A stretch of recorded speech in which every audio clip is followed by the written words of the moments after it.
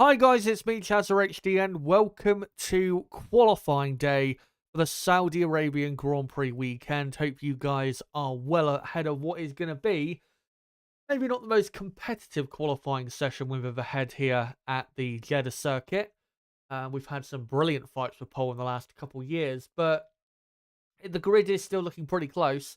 Not too much separating to the top 10 so far this weekend, and I don't think there'll be too much separating a lot of the cars in the top 10 and really throughout the field today in Saudi Arabia. And we have, as you can see, just under 1 hour and a half to go until qualifying begins at the Jeddah circuit. As currently at the circuit, we have the F2 sprint race. It's the early stages of the F2 sprint race. They're currently under a safety car after Victor Martins has crashed out at the start. And also Kimi Antonelli had a horrible start and punted someone, resulting in his own front wing being damaged. So chaos in Formula 2 right now.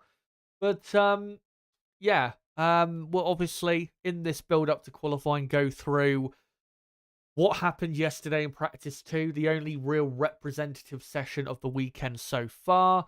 We'll get into the sector time data from that session just to see where certain teams are quick and where certain teams could or maybe will improve going into qualifying. And we'll also get into certain upgrades that teams have brought for this weekend's race. Go into a couple teams as to their history at this circuit. And also I will give my predictions for the qualifying session coming up, and we'll get into a couple other bits of news because, and I'll get into one immediately, there was supposed to be a driver racing for Prema in this sprint race called Oliver Bearman, who is now in the Ferrari car for the rest of this weekend because Carlos Sainz has appendicitis and is having to have an operation to obviously clear that issue. So, Oliver Bearman today technically already has made his Formula 1 debut and will have his first qualifying session in less than 90 minutes' time. Had a pretty good practice 3. Wasn't that far off the pace given how young he is. Remember, he's only, 18 years old? Is Ollie? I think he turns 19 in May. And of course, he's not done. I mean, he's done some, running in the in a couple Ferrari cars of the past, but it's not been that much.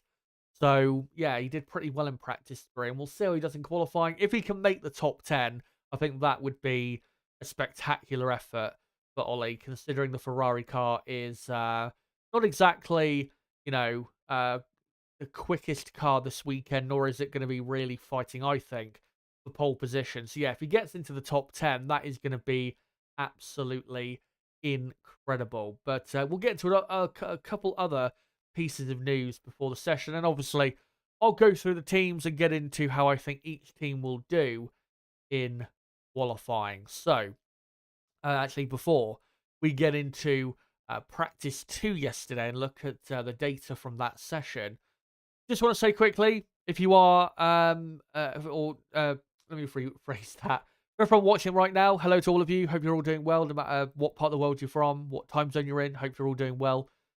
And yeah, hello to all of you. And yeah, quickly, there is a poll running at the top of the live chat where I've asked you guys, who do you think will take pole position for the Saudi Arabian Grand Prix? Will it be Max Verstappen, Sergio Perez, Charles Leclerc, or Fernando Alonso? You may be wondering why have I put Alonso in that poll, given how slow Aston Martin were in Bahrain. Well, we'll get into that in a moment as to why I put Alonso in that poll, because yeah, they've been a bit of a surprise, let's say, this weekend. Yeah, let's hide that timer and get into the data from practice 2.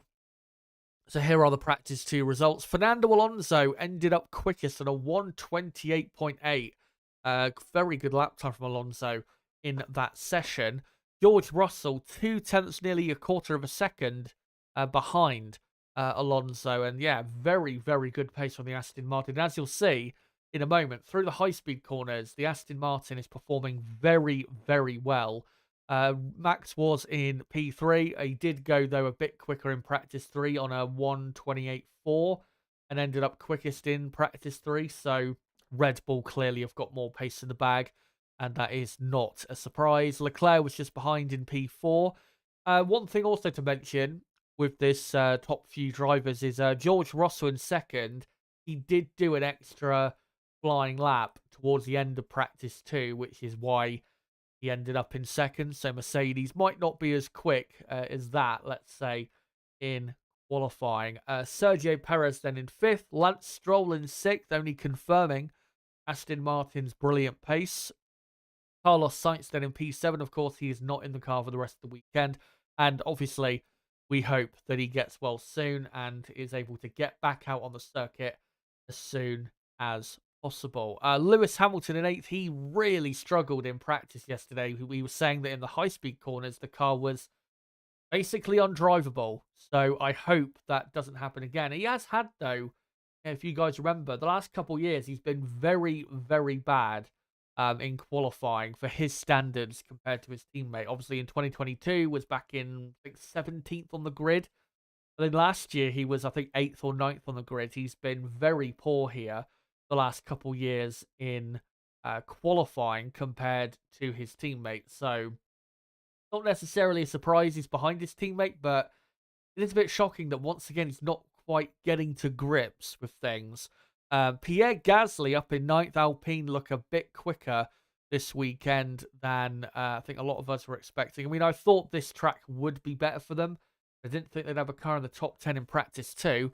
And then Oscar Piastri in 10th. McLaren not looking very good at all this weekend. And then the bottom half of the order, Yuki Tsunoda in P11. Good to see him quite a bit quicker than his teammate. Lando Norris in P12. Norris was also struggling with the car. I think was struggling with the bouncing of the car in practice yesterday. Zhou Guanyu in 13th. Albon in 14th. Bit surprised Williams weren't that quick in practice 2. And, you know, could only do 14th at best. That's a bit of a surprise to me. Ocon in 15th. Bit surprising Ocon was nowhere near his teammate Gasly, given how Ocon has been consistently very quick at this track. So maybe we'll see a bit more in qualifying from him. Logan Sargent 16th. Decent lap time loss, or you know, the amount of lap time he is away from Albon is, you know, about what it should be if he's going to be behind Albon. Let's hope he keeps that close in qualifying. Magnussen 17th.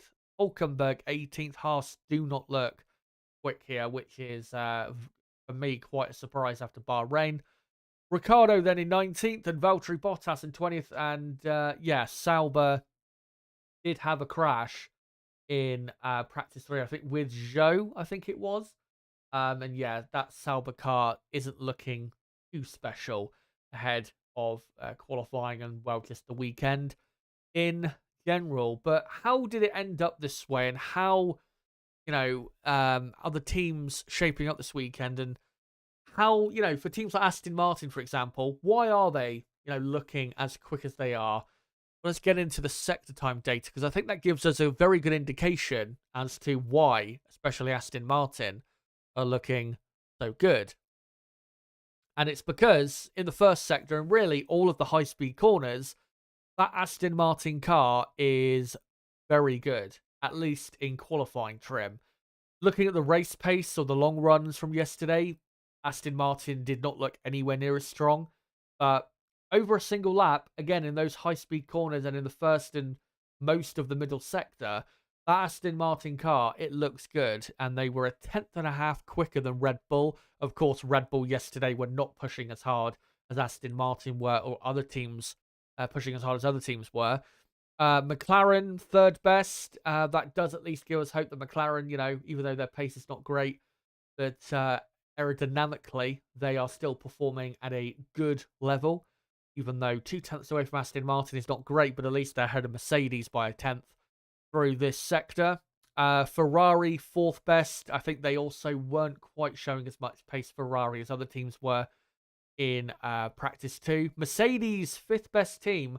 we did see in Bahrain, in the middle sector there, where there was a lot of, corners, Mercedes weren't very good through the more aero-centric parts of the track, and we're seeing that again with Mercedes. And I think we're, with this car, this Mercedes car, I think we are getting to the point where now we understand really, where it's improved and where it's best at. They are a lot more efficient at high speed, Mercedes, than they used to be, but aerodynamically are still lacking quite a bit compared to other teams and even other Mercedes-powered teams. Williams, pretty good. First sector. Alpine, not too bad compared to what we saw in Bahrain. Racing Bulls, I would have expected to be a tad better, maybe half a tenth better. Sauber, not very good, and Haas, a bit surprising they are that far down at last place in the first sector. Of course, the first sector really all about downforce. Middle sector is a bit about downforce as well, but it's a bit more on throttle, let's say, than the first sector. Combination of high speed, corners, but also, just, flat out down the straight. So you need a bit more of an overall good car in the middle sector rather than just a good car in the high speed corners. And Mercedes in that, say, higher speed sector 2, looking a lot better. The quickest they were actually yesterday in practice 2 in that sector by nearly a tenth of a second clear of the McLaren. A tenth better than the Aston Martin. The Alpine, pretty good in the middle sector, I have to say. Quicker than the Ferrari and the Red Bull, even though, of course, Ferrari and Red Bull weren't pushing as hard as Alpine were. Sauber were not too bad. Haas were okay. Williams probably should have been a bit better, and maybe you could say the same for Racing Bulls. But yeah, Mercedes, again, in higher speed parts of the track, compared to the other two Mercedes-powered rivals they have of McLaren and Aston Martin, as we saw in Bahrain, they are coping a lot better through those parts of the track. And then you have the final sector, which is, it's really all about top speed. I mean, you've got a couple corners, the high speed, I can't remember what corner number it is, but very high speed left and right as you start the final sector. But it is all about really your top speed through that final sector because of there being, 2 DRS zones, which are quite long. And Aston Martin, very impressive to see them the quickest through that sector, quicker than Mercedes by 0.03 of a second. Ferrari in third, Red Bull in fourth. Ferrari and Red Bull, though, we know can be quicker in a part of the track like sector 3. No surprise, Haas and Sauber are a bit quicker, given they've got the Ferrari power unit. Alpine in 7th. You have to imagine that Alpine will probably be cutting, not a ton of wing off their car to be quick down the straights, but a bit, definitely, to make sure that they are competitive enough, given that they do have the weakest power unit on the grid. Racing Bulls, Williams, I have to say, quite surprising that they're one of the worst teams in the final sector, and then McLaren, the worst team, a quarter of a second slower than Aston Martin and Mercedes, sorry. And this goes back to what we saw in Bahrain, where McLaren had in the speed traps in qualifying a week ago. They had McLaren the worst top speed, not by a massive amount, but it was the worst top speed of any team, and that is still quite an issue for McLaren, and is going to be this weekend. It'll also be an issue for them in Melbourne in 2 weeks' time. Not maybe as bad of an issue, but still an issue for them to contend with. So, sector 1, where it's really all about aerodynamics, Aston Martin, Red Bull, of course, McLaren, Ferrari to an extent looking good. Mercedes have, though, work to do through this part of the track. And then with Sector 2 and Sector 3, yeah, Red Bull and Ferrari, they should be quickest through here, you would imagine, in qualifying. Mercedes, though, looking stronger in these parts of the track. But Aston Martin in Sector 3, and overall for the entire lap, a lot stronger than I think any of us expected. My initial prediction going into the weekend for qualifying I had Alonso in ninth on the grid, but yeah, I've definitely got him in a different position now. But if I just go back to the top 10 in practice 2, let me just get into quickly what I expect the pecking order to be in this session. Again, it's not going to be totally correct, and there are definitely a couple teams where it's going to be very close, but this is how I think the pecking order will be in qualifying. I'm going to go Red Bull quickest. I think Red Bull do have the best car, not by a million miles, but I think they, as long as they all deliver what they should as a team, then I think they'll get pole position. Ferrari, I think, just about have the second best car. And then I'm going to try and explain this in a way that makes sense. I think Aston Martin have a better qualifying car than Mercedes do. But because Aston Martin have two drivers who are not the greatest qualifying drivers, I don't actually think they're going to have at least one of their cars ahead of both Mercedes cars in qualifying. So I think Aston Martin are just slightly ahead, maybe at least equal with with Mercedes. But again, because Mercedes have two drivers who are better in qualifying conditions, I think that will favour Mercedes over Aston Martin. So watch out for that battle between Mercedes and Aston Martin, because I think it will be very close. And then I've got McLaren in 5th. And then in 6th, I have got... who have I got in 6th place? I think I have got Alpine in 6th place.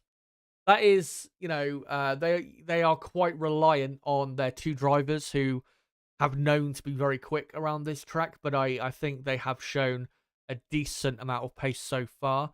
But again, in the midfield, it is insanely close, so I could be very wrong in qualifying. But I've got Alpine in 6th, Racing Bulls 7th, and then 8th, I've got... who have I got in 8th? I've got Sauber in 8th, Williams in 9th, and Haas in 10th. But again, I do stress, with the midfield teams from Alpine, the 6th best team, I think, for qualifying, all the way to the back in Haas, I think it will be very close. We're talking a 10th or 2 at most. So it could go really any way in qualifying, and it's really going to come down to the drivers and how they deliver the laps in qualifying. But let me get into my final predictions ahead of qualifying. By the way, we've got about an hour and 10 minutes to go, I think, or an hour and 12 minutes to go until qualifying, so not too far away. But here is my top 10 prediction for qualifying today. Max Verstappen, I think, will be on pole by about a tenth and a half, let's say, from Sergio Perez in second. Remember, Sergio Perez has taken pole position in the last 2 races here in Saudi Arabia, so you can't count him out. Charles Leclerc will be a third of a second back in third. Russell just behind in 4th, with Alonso just behind him in P5. And then Lewis Hamilton, I'm going in 6th place, but 0.3 of a second away from his teammate. I think Hamilton is just fundamentally slower at this track than Russell, and also we can tell that he is struggling with the car. Oscar Piastri, I think, will be in P7, just ahead of Lance Stroll in 8th. Oliver Bearman, I think, will make the top 10 and qualify in 9th. And Lando Norris, who has had a bit of a struggle this weekend, I think will end up in P10. So that's my qualifying prediction, guys. Let me know in the live chat whether you agree or disagree. Who have you got on pole position? You can let me know in the poll if you want, or in the chat. Try and give me, though, at least a top 3 or a top 5 prediction for qualifying. And I will try and get to it before we get to the start of the session. Before, though, we get into your comments and your thoughts, guys, as to who you think will be on pole and how you think certain teams are going to do, just want to get into a couple upgrades for this Grand Prix. Just update you guys as to that situation. So we have only 3 teams bringing a new upgrade. Mercedes have got a new rear corner. Obviously, these upgrades that I'm listing are performance upgrades only, so I'm not including the circuit-specific ones. Racing Bulls have a new Coke/engine cover. That's probably the biggest upgrade that any team has brought. If it's going to gain them any time, it's probably only going to be like a 10th or so per lap. It's not like a major upgrade from the team. It's just a slight alteration of design, I think I saw when I read the document. And Aston Martin, the last team, they have a new front corner, which I think is to help with cooling for their car, because Alonso in practice yesterday was told to run behind, I think, another car just to test out that device. So those are the only performance upgrades for this weekend. Just thought I'd let you guys know in case you are wondering. And what I'm going to do is I'm just going to quickly come back to here, and soon enough, guys, I will put the timer on the screen, but I just want to get into a couple other bits of news that have been going around in the last couple days. So yeah, let me just quickly get that queued up so I can show it on screen.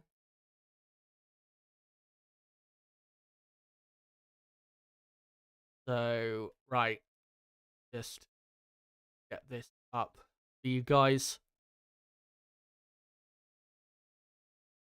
The first bit of news that came out earlier today was that Audi has strengthened its commitment to its F1 entry for 2026 by announcing it will acquire 100% of Sauber by 2026. Andreas Seidel, who is the current team principal of Sauber, he'll be the CEO and, quote, the face of the future Audi Formula One team. You know, the concept car, and then here is a link to the Athletic article. Obviously, the Athletic are very reputable, or how you say it, news source, and you can see there the link to the article. Audi to buy 100% of Sauber ahead of 2026 entry. So Audi are definitely committed, and that is good to hear. Let me just quickly go to the next story if I can. And it is to do, it's a further update with the Christian Horner stuff. So let me just get this up quickly. And this came out yesterday, I think before practice one yesterday.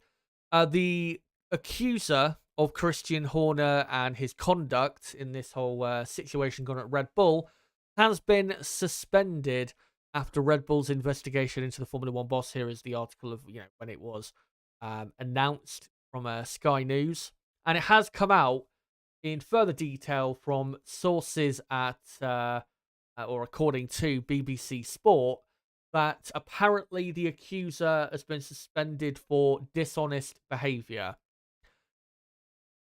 We have no idea what that, is about. We don't know what exactly, the dishonest behaviour is.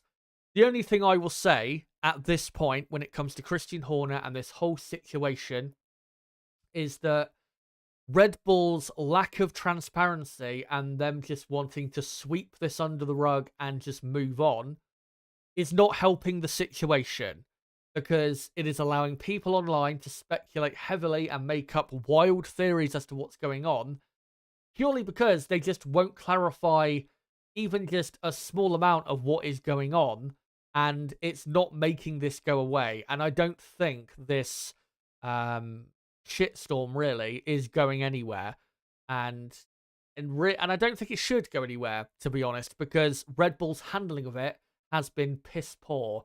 And this is all I'll say is, when it comes to the leaks we saw online last week of alleged screenshots of messages and photos that Horner apparently had sent. Now, I believe that those files, I believe they're real. Do I know they're real? No, and I will never claim that those files are real. But if they are real, then Red Bull have got to make a decision quick, and they have got to get, rid of this problem. And the problem is not just because of what he may have done, but also because of the PR disaster he's brought on the team. The problem is Christian Horner, and Red Bull have got to at least suspend Horner to take him, one, out of the firing line, but also to try and get this massive amount of heat off of them and Formula One, because not just for Red Bull, but for Formula One, it is a gigantic PR disaster, this whole situation. So Red Bull, they have got to make a decision very soon about what they're doing here, because they can't just sweep this under the rug and move on like nothing's happened, because this situation is going nowhere. Trust me, it's not going to go away.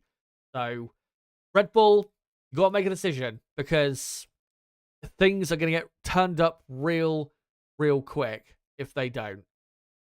And one final thing I wanted to get into was relating to a new what do you call it? It was relating to a new circuit that will be on the calendar starting in, I think, 2027, I think it is. So let me just get this up. And also, I want to, with this particular post, I want to get into it a bit here, because it is quite funny. So it was announced on, what was it, Wednesday or something like that, that there's going to be a new circuit for the Saudi Arabian Grand Prix. I think, again, in 2027 in Jeddah City, I think that is. Hope I pronounced that right. And it's going to be a very interesting track. You can see a bit of a screenshot of the overhead of this render of what it's going to be. And there's also a couple other images here and more details here as well, including a new fascinating corner. We'll get more into that later. But how bad is this? Motorsport.com #ad, and it's them, advertising basically for the Saudi Arabian government, because of course they're the ones running the show, saying, "We are loving the look of this. Freshly revealed details on the proposed new motorsport circuit at Jeddah City, featuring the pioneering, quote, Blade, a 108 meter elevated corner that rises above a music venue. What do you think of the proposals?" they ask. And then put, #ad. This is horrible, by the way. A journalistic publication advertising for a literal government. That it just goes against really all journalistic principles. It's just, I can't quite believe that they've stooped this low. Here's some more details. Speeds of over 320 kilometers an hour. Seamless integration into the heart of the city. 21 corners, designed by Alex Wirtz and Herman Tilke. And then, let's get onto this. So, the Blade. This is it. It basically looks like a corner from Rainbow Road. And, pretty much is. A world first for a race circuit reaches 70 meters high, rising above a music venue surrounded with LED strips. What a choice of name, by the way. The Blade. Brilliant choice of name, given that it's Saudi Arabia. I don't think a more perfect name could have been chosen, given Saudi Arabia's history in terms of regime with, not history, but let's say relationship history with, journalists, critical of them, and just anyone that they deem to be against their principles. I just think it's a brilliant name. Very, very nice choice there by whoever decided to come up with that name. 70 meters high. Very interesting. That's going to be to see. Rising above a music venue. and surrounded with LED strips. Yeah, we'll see how much of a death trap this corner is in 2027, because to me it looks like the biggest death trap of all time. But yeah, we'll see. We'll see how it goes. Yeah, we'll see what the circuit is like. Hopefully, it's better than this one, at least a bit more safe than this Jeddah circuit, because this Jeddah circuit is unsafe in certain areas where you know it's very unsighted in certain corners. So I hope that that improves a bit. But yeah, we'll see how this all goes down. And again, stunning name for a what do you call it? For a corner or a section of a track, given again Saudi Arabian's history. But yeah, now I want to hear from you guys in the chat in regards to all of that, and also qualifying. What do you think is going to happen going into this qualifying session? Make sure to give me your predictions and try and give me at least a top 3 or a top 5 prediction for the session. I'm just waiting until we click over to the next minute before I put the timer back on screen. So just give it a few more seconds, guys, and then I'll put the timer back on screen. Actually, whilst I wait, just a quick update as to the next 2 pieces of content on the channel. So tomorrow I will be live for the race. Of course, the race on Saturday due to Ramadan. I'll be live at 2:30 p.m. UK time for a 2.5-hour build-up to the race, and then a race watch along with my co-commentator Niblo, who will be joining. And then after this Grand Prix, I will be live next Sunday at 12 p.m. UK time to go through some of the latest news in Formula 1. So if you are new to the channel, make sure to subscribe for more content like this. Bottom right of the screen, you can do it right there. And for everyone watching right now, make sure to smash the like button, because of course it does help the channel grow. But yeah, I think what we're going to do for the next, how long? Probably the next 30 to 40 minutes is we're going to go through your comments now in the chat, because I've gone through most of the things I wanted to go through in this build-up to qualifying. So we'll go through your comments in the chat, see what you guys think of what I've talked about so far, and you know, just what you think is going to happen in qualifying. And by the way, the F2 sprint race is about to end. Richard Verschoor is about to win it from Dennis Hauger in second. Paul Aron will finish third. Antonelli is going to finish in 8th. I've got Zane Maloney, who of course leading the championship. He's currently in 5th. Pretty good recovery for the boy from Barbados. I have to say, if anyone was watching Formula 2 in Bahrain, did anyone feel like they were repeating that term a bit too much? The boy from Barbados. I was thinking, is this guy, you know, is this an actual catchphrase that Zane Maloney has trademarked or something? Or, you know, has specifically requested to be said over and over again, because they literally said it any time they talked about him on broadcast. It was quite funny. But yeah, let's get into your comments in the chat. Hello to all of you. Hope you're all doing well.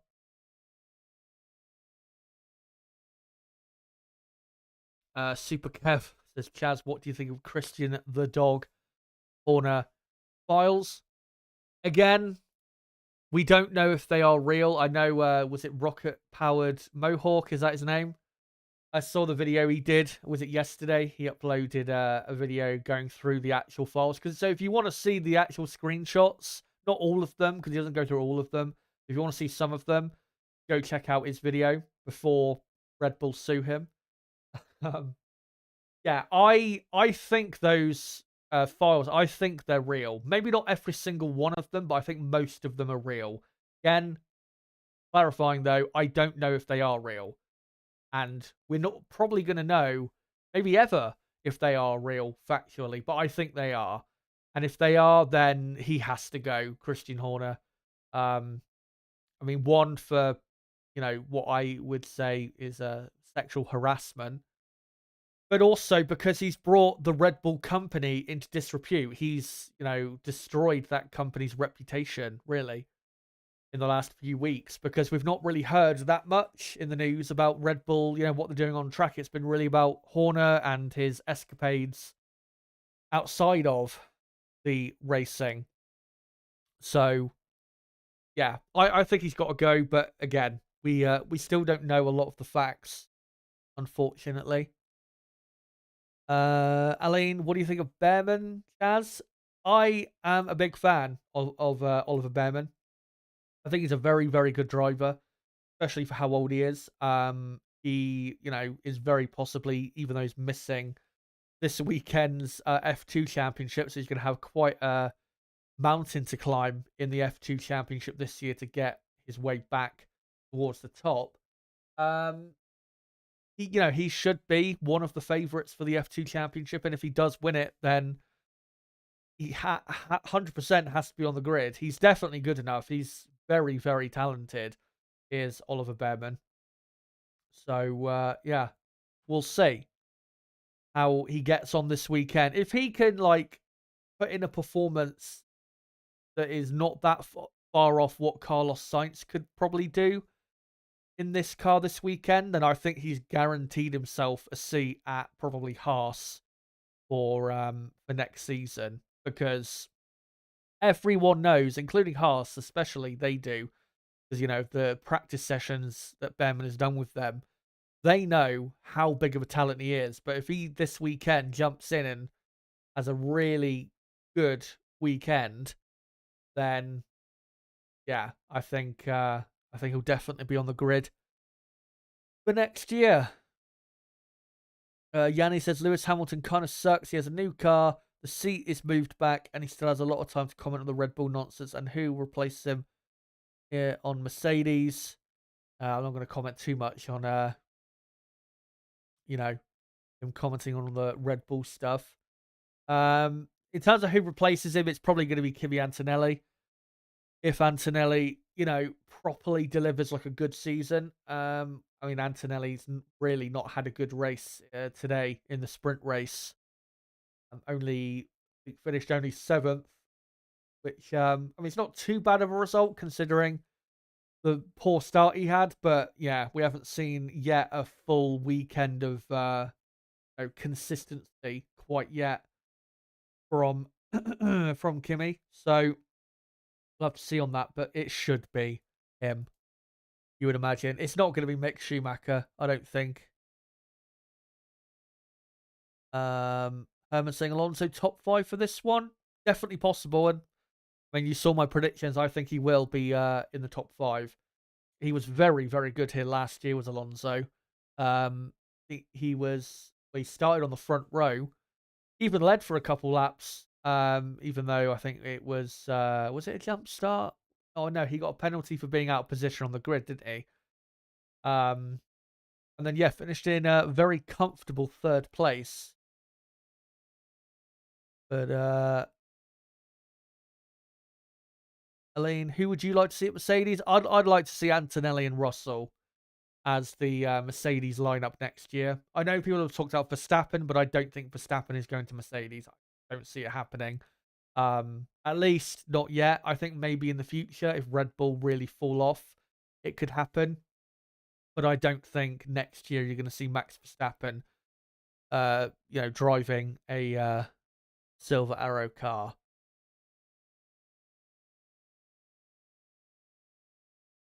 A couple of people saying Gasly for Mercedes.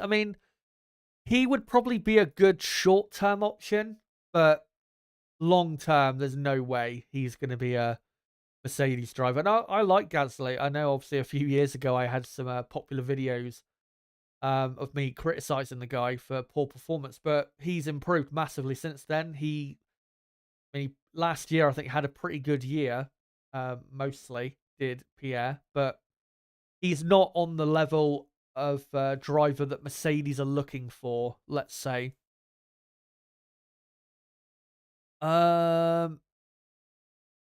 Dustin says Perez on pole, no question. Interesting. Todd says Perez to Merck, Carlos or Lawson to Red Bull. That's what I would like to see.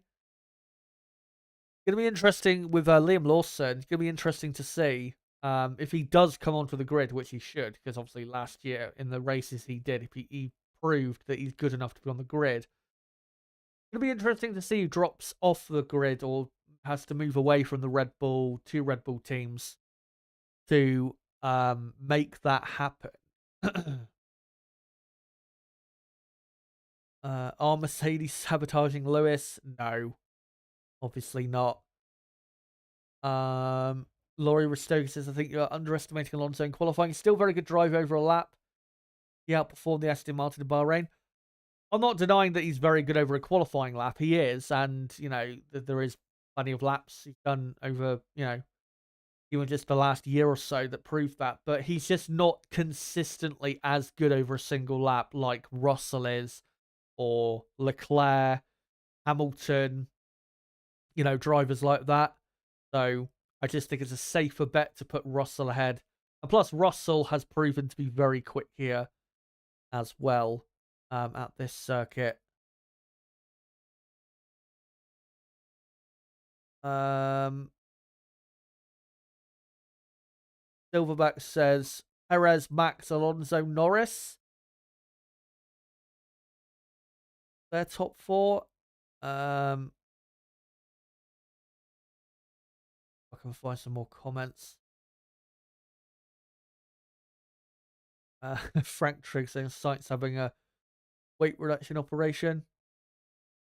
Poor Carlos can't catch a break. Yeah, it is sad, you know, considering obviously last weekend, despite the issues that Leclerc and Mercedes were having with their car, you know, brilliant drive to finish in third, starting the year off so well, and then, you know, he's going to have this. And obviously, we don't know whether he's going to be back in the car for the next Grand Prix in Australia, because obviously he'll have to have a bit of time to recover. So we might not see him race in Melbourne, because with Alex Albon, even though Albon, I think his situation was a bit worse, because when he had appendicitis, he then had he had complications after the surgery and had some really bad health issues for the couple days after that. Let's hope Carlos, fingers crossed, doesn't have that. But I mean, Alex wasn't back in the Williams until when was it? I don't remember what it was. I think it was I don't, was he back the first race? First race after? I can't remember if he was. I seem to think he wasn't. I can't remember though. But I wouldn't be surprised if, you know, Carlos has to miss the Australian Grand Prix. And plus, don't they say after an operation that you know not supposed to fly? So that might really hurt his, you know, preparation and all, and might make it just not possible to participate if you know, if he's not allowed to travel anywhere.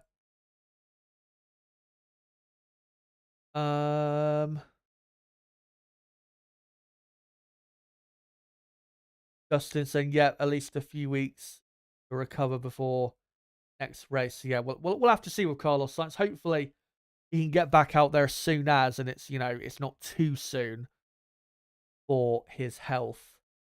Malefi says, good predictions, agreed, but slight change. Russell second, Leclerc third, and then I don't know who you've put after that.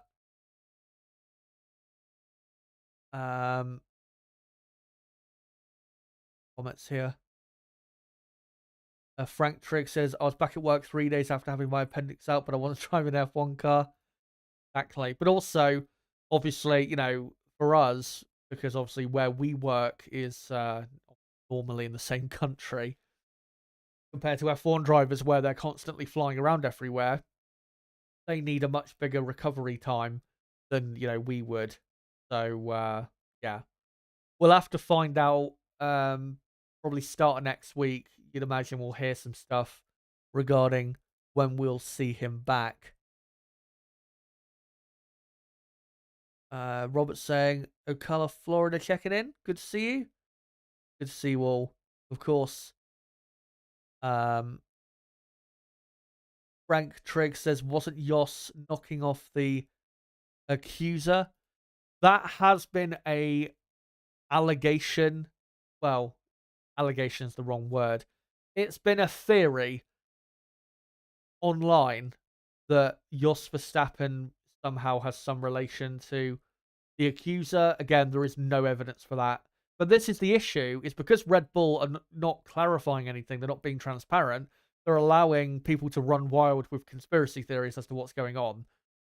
But if they just clarified what is going on and acted in the, the objectively correct way that you should act in this situation, then we wouldn't be at this point wondering what in the hell is going on.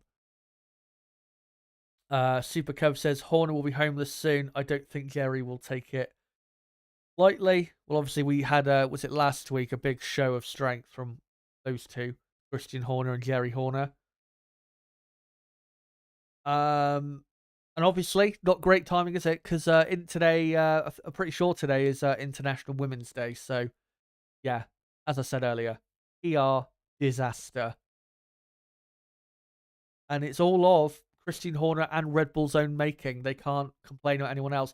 I saw yesterday in the press conference that Horner was, he was like alluding to other people taking advantage of the situation to like knock him down.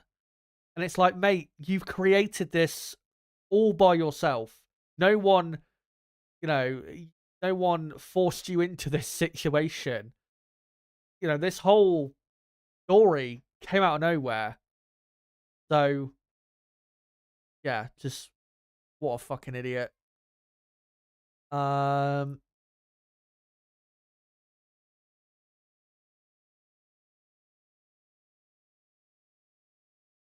Woden, I think it is, says employee gets laid off for dishonest behavior and you're still blaming Horner.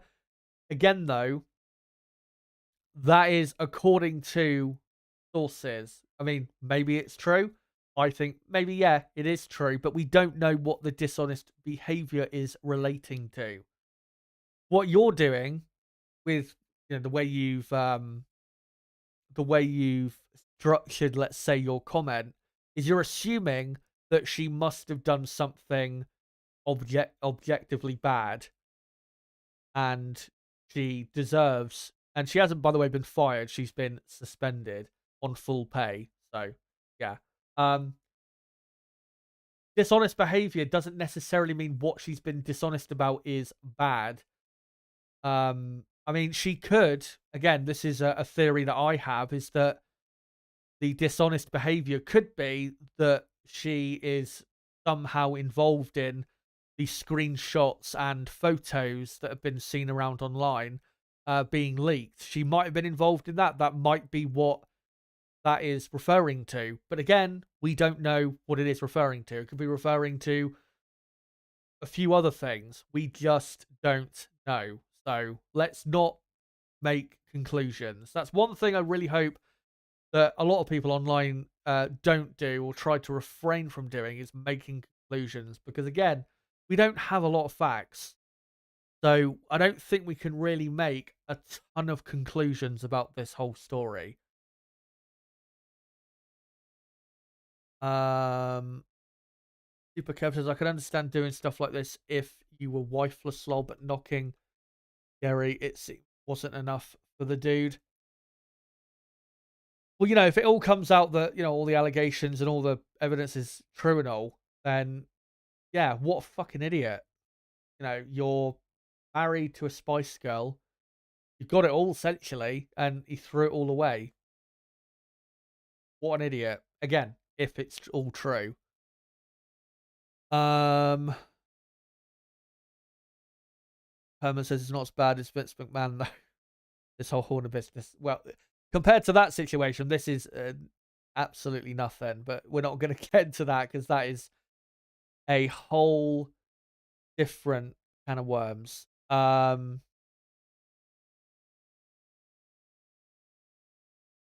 Nigel saying, once supposedly done. Christian Horner is being tried to be expelled by an opposition team. I don't know how you're coming to that conclusion.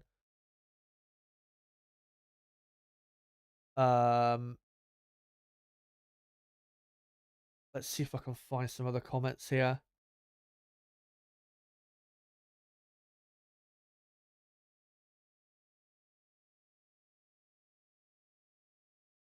Millionaire B says you can't suspend someone like Horner for accusative. Oh, let's just say accusations because I can't say the word correctly. That's basically what you're saying. So Millionaire B saying you can't suspend someone like Horner for accusations. It will open the door for anyone to disrupt any person's life through simple allegations. The thing is, though, with this situation, is just because, like you saying, you can't suspend Horner just for accusations. I disagree, because whether, when accusations are made, just because you are suspending the person who is being accused, it doesn't mean they're guilty. It's taking them out of the firing line, and also, for the team, taking the attention away from this big, storm or fight, whatever you want to call it, within the team. And also, it is, removing the person from the team in case they have done wrong. So I don't think, and as well, I think you could argue that suspending someone when accusations are made, and remember, being suspended on full pay is not that much of it's not that bad of a thing. Obviously, being suspended for your record, your work record, obviously is not good, but as long as you're still getting paid, it's not that bad being suspended. It'd be much worse if she or if Horner was ever suspended without being paid. But also, being suspended can help protect the people involved whilst the investigation is taking place. So, if I was running things, I would have suspended Horner when the allegations were made, not because I thought Horner was guilty, but to take him out of the team and to deal with this situation away from the team so that it didn't affect the team and, affect things going on. That's what I would have done. But again, suspending someone doesn't necessarily mean that it's all over and that, it's game, set, and match in terms of your employment. So I disagree. And I don't think, I think you'll find in other companies, it's happened, quite often before, where when allegations of this nature are made, the person accused will be suspended until they have found, or come to the end of an investigation to find what the truth is. It does happen quite often. And the reason companies do it is because that seems to be the best way to handle the situation, rather than keep the person, doing their job as they normally are. Let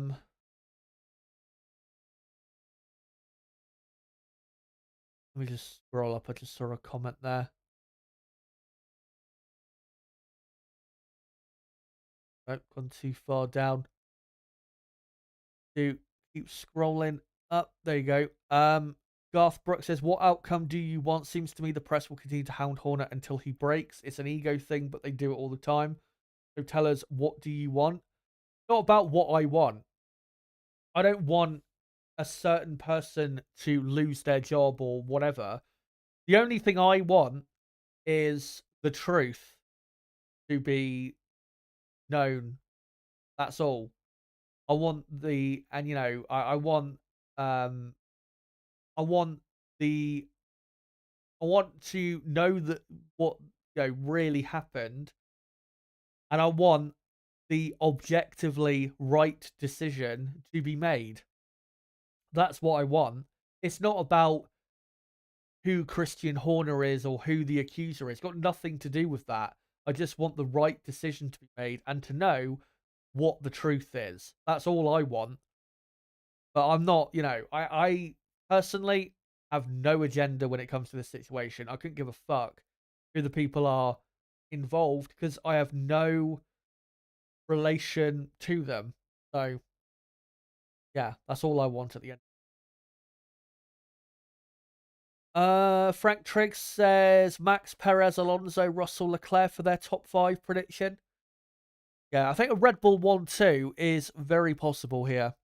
Probably would have happened last year had Max not had his was it gearbox failure, something like that. But yeah, we'll see if they can get it this time. Go through some more comments here.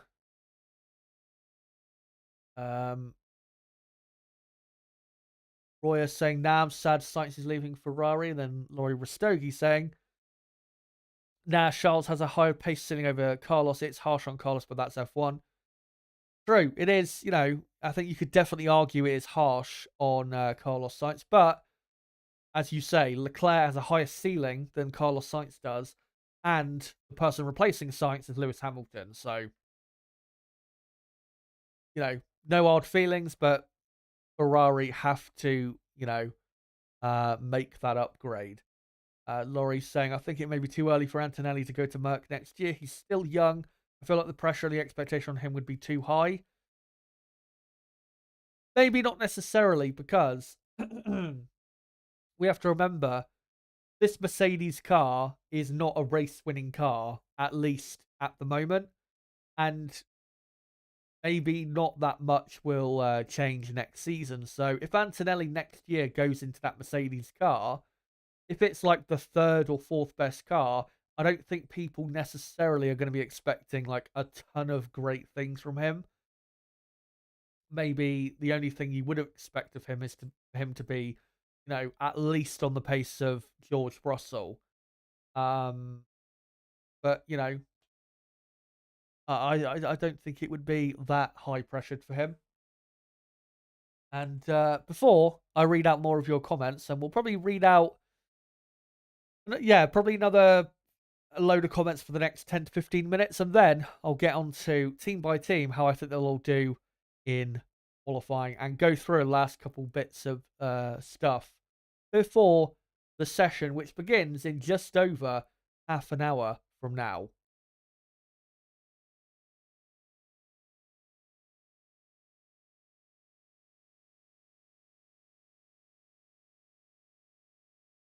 So let's find a load more comments. Rocket Powered Mohawk's video is funny. He makes some great videos. I do find a couple things that he does funny, and I've watched a few of his videos, and I can see why people like him. He's not quite best way to describe it. I don't like his videos as much as others do, but they are like very good. There's no doubt about that. High in entertainment, and if you do share that humor, and I share some of it, but if you share a lot of his humor, then I mean you're gonna love it. So yeah, great guy, and I think you'd have to say at this point is already one of the most popular F1 content creators, maybe the most popular.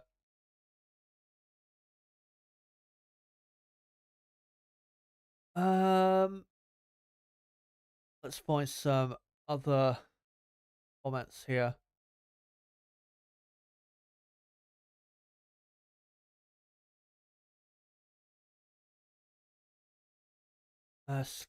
Squadling, I think it is. Says, what about Mick Schumacher though? I don't think Mick Schumacher is good enough to be a Mercedes driver. I think the best Mick Schumacher could be is like a midfield level driver, racing for Williams, Alba, Haas. He's that level in my view. I don't think Mick Schumacher is a top Formula One driver, and I don't think that Mick is ever going to be a top Formula One driver. What is your take on McLaren? How well do you think they'll do this week? Well, qualifying pace doesn't look very good because their top speed is quite down compared to other teams. But from the long run pace I saw yesterday, they don't look too bad with their race pace. So if they can get both cars into Q3, then they might not have that bad of a race. But yeah, they're still, I don't think are quite showing their potential, McLaren, as of yet this season. Obviously, need some upgrades on that car to get their season going. Hello to Francisco. Hope you're doing well, mate. Albon came back at Singapore. Right. I thought he might have, but I couldn't remember. I remember that it was a bit of a 50-50. Crystal Racing, good to see you, mate. Says I can't see the Verstappens working with Horner and Newey in 2025. Well, by the sounds of it, if Horner stays, then maybe not the entire team will break apart for next year, but someone, by the looks of it, is going to leave. So, yeah, it's going to be interesting to see how that evolves. I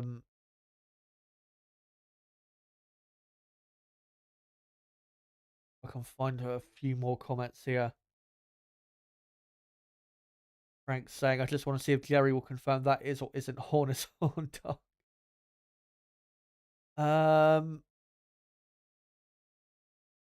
Woda says, so people should go to jail without a trial and be released when they are found innocent. That's not what suspension is. That's just not what it is. Silverback saying suspended with pay, that's a vacation. Exactly. Some people, you know, would take it as that. But suspension with pay is not the same as going to jail without a trial and being released when you're found innocent. That is not the same thing at all. Again, multiple companies, I'm pretty sure, have done it before, where the people, say the accused, will be suspended until they come to the conclusion of an investigation into the allegations. It's, something that is pretty standard, and I don't think is wrong. Morally, ethically, I just don't think it's wrong. So, if you disagree, that's fine, but I don't think, being thrown in jail before you're found innocent is in any way comparable to what I'm saying.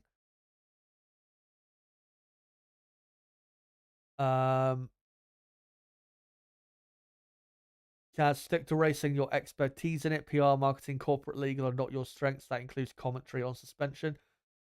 I agree. It's not my strength. I'm not, I've never worked in PR. I've never been a HR person or anything like that. But I have to give my view on the situation. I'm not just gonna ignore the situation and just only comment on the news and not give my own thoughts on it. And to be honest, I don't think you need to have necessarily experience of, all those things, PR, marketing, corporate, legal. I don't think you have to have necessarily the experience to know what maybe Red Bull should have done in this situation. Crystal Racing says, sometimes a person is suspended to avoid that person leaking more information or causing legal struggle with sacked. That could also be a reason why the accuser was suspended. But I mean, we just go down a bit. Francisco saying, personally, if I was Ferrari, I would not touch the Leclerc Sainz pairing. They complement each other nicely. I understand why Hamilton is huge, but there is a chance his performance drops. I understand what you mean. Leclerc Sainz is a good driver lineup, but as Crystal Racing says, marketing and finances is a massive reason for Ferrari, going for that, going for that move. But this is what I'll say with the Christian Horner situation. What do you call it? What was I going to say? Obviously, we don't know a lot of the facts still. We do have leaks online of screenshots and photos that Horner may probably have sent to the accuser. But again, we don't know still a lot of the facts because of what Red Bull won't confirm to us. And yeah, Red Bull, with their investigation, they absolved Christian Horner of whatever the accusation exactly was. But, that does not mean that this situation is over, nor does it mean that Red Bull were correct in, well, not correct, obviously, because it was done by an independent, was it QC or KC? I can't remember exactly the term that it was, but it was an independent person. Again, doesn't necessarily mean that Horner is totally innocent of everything, because we don't know precisely what the accusation was. So again, a lot of us are still in the dark as to really how to interpret this situation. All I hope in the next few weeks is that Red Bull, whether they're forced to or not, will be more transparent and will reveal more details about this situation so they can avoid damaging their own reputation and the reputation of the FIA and Formula One. That's what I hope. And we'll see if we do get, some more clarification or the truth comes out, whether it's next week or in a few weeks. That's what I hope.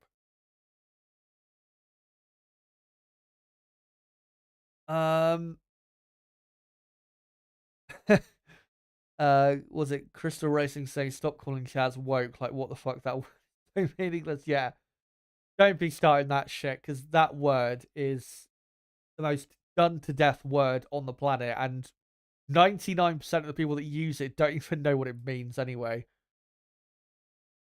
But anyway, I think we'll move on from the off the track stuff, and we will get into what is going to go down in this qualifying session coming up in just over 20 minutes time. And what we're going to do is just go through quickly. Just going to quickly go through team by team, and I'm going to go through how I expect them to perform in this qualifying session in Saudi Arabia. Make sure keep smashing the like button if you haven't already, and vote in that poll at the top of the live chat if you have not already. That poll, by the way, will keep running until the start of Q3. So you do still have a bit of time if you're undecided as of yet as to what is going to happen in this qualifying session. So, right. So let's go through team by team and go through how I think they'll get on. The Red Bull Racing, I do think, have the best car. I think practice 3, they showed a lot more of what they do have. Overall, they do have a very efficient car at high speed, which they have proven, obviously, in Bahrain.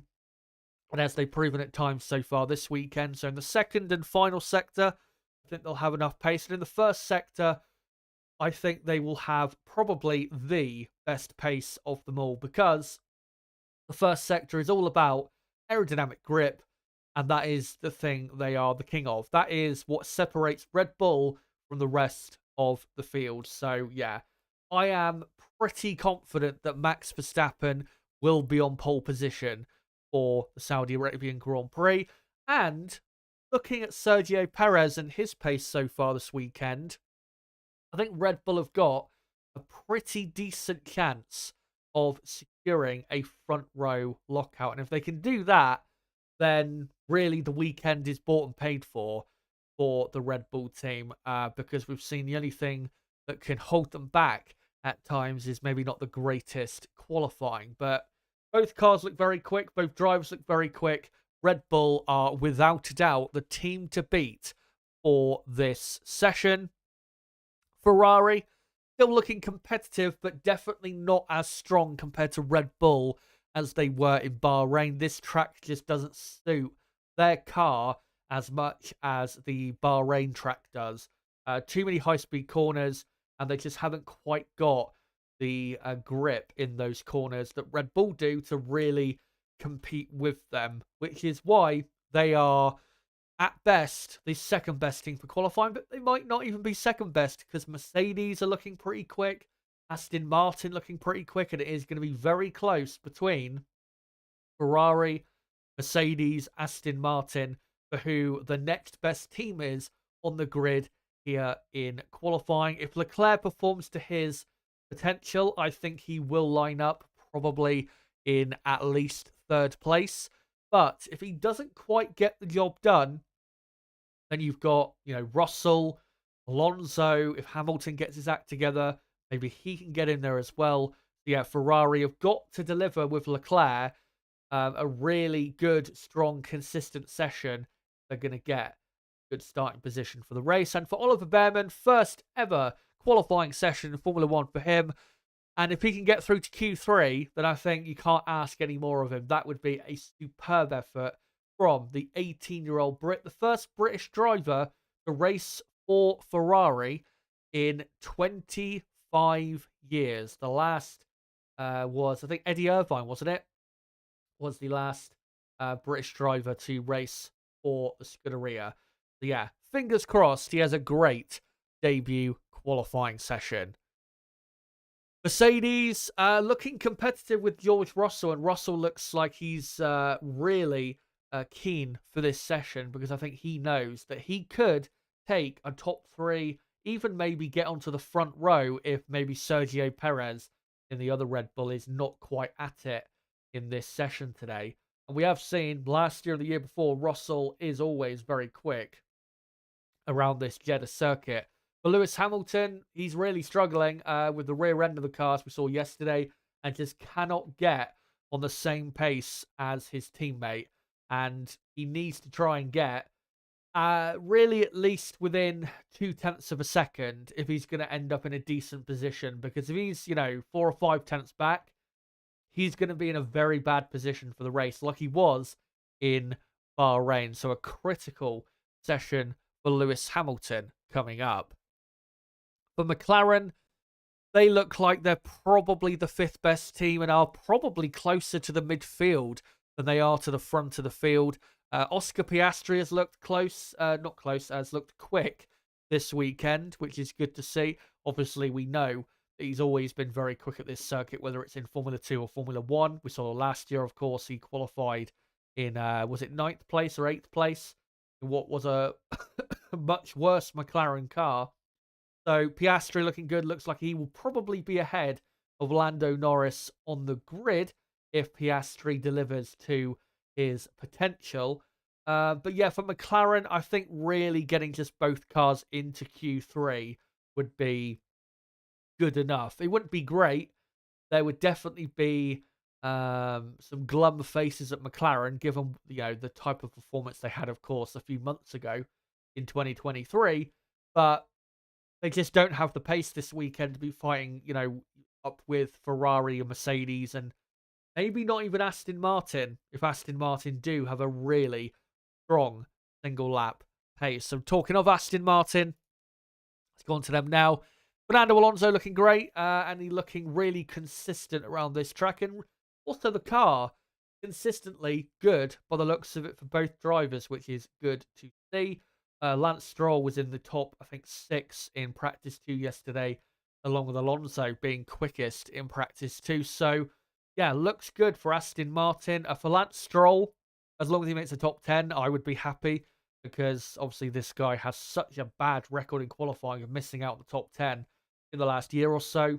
Fernando, though, if he can get top 5 on the grid, then I think he would be not like extremely happy with that, but I think he would be pretty satisfied with a top 5 on the grid. Of course, if he was going to end up in 3rd or 2nd, then I think he would be very happy. But I think P5 around that area is more realistic for where I think the Aston Martin car will be. But watch out for Alonso and Aston Martin in this qualifying session coming up in just under 15 minutes now.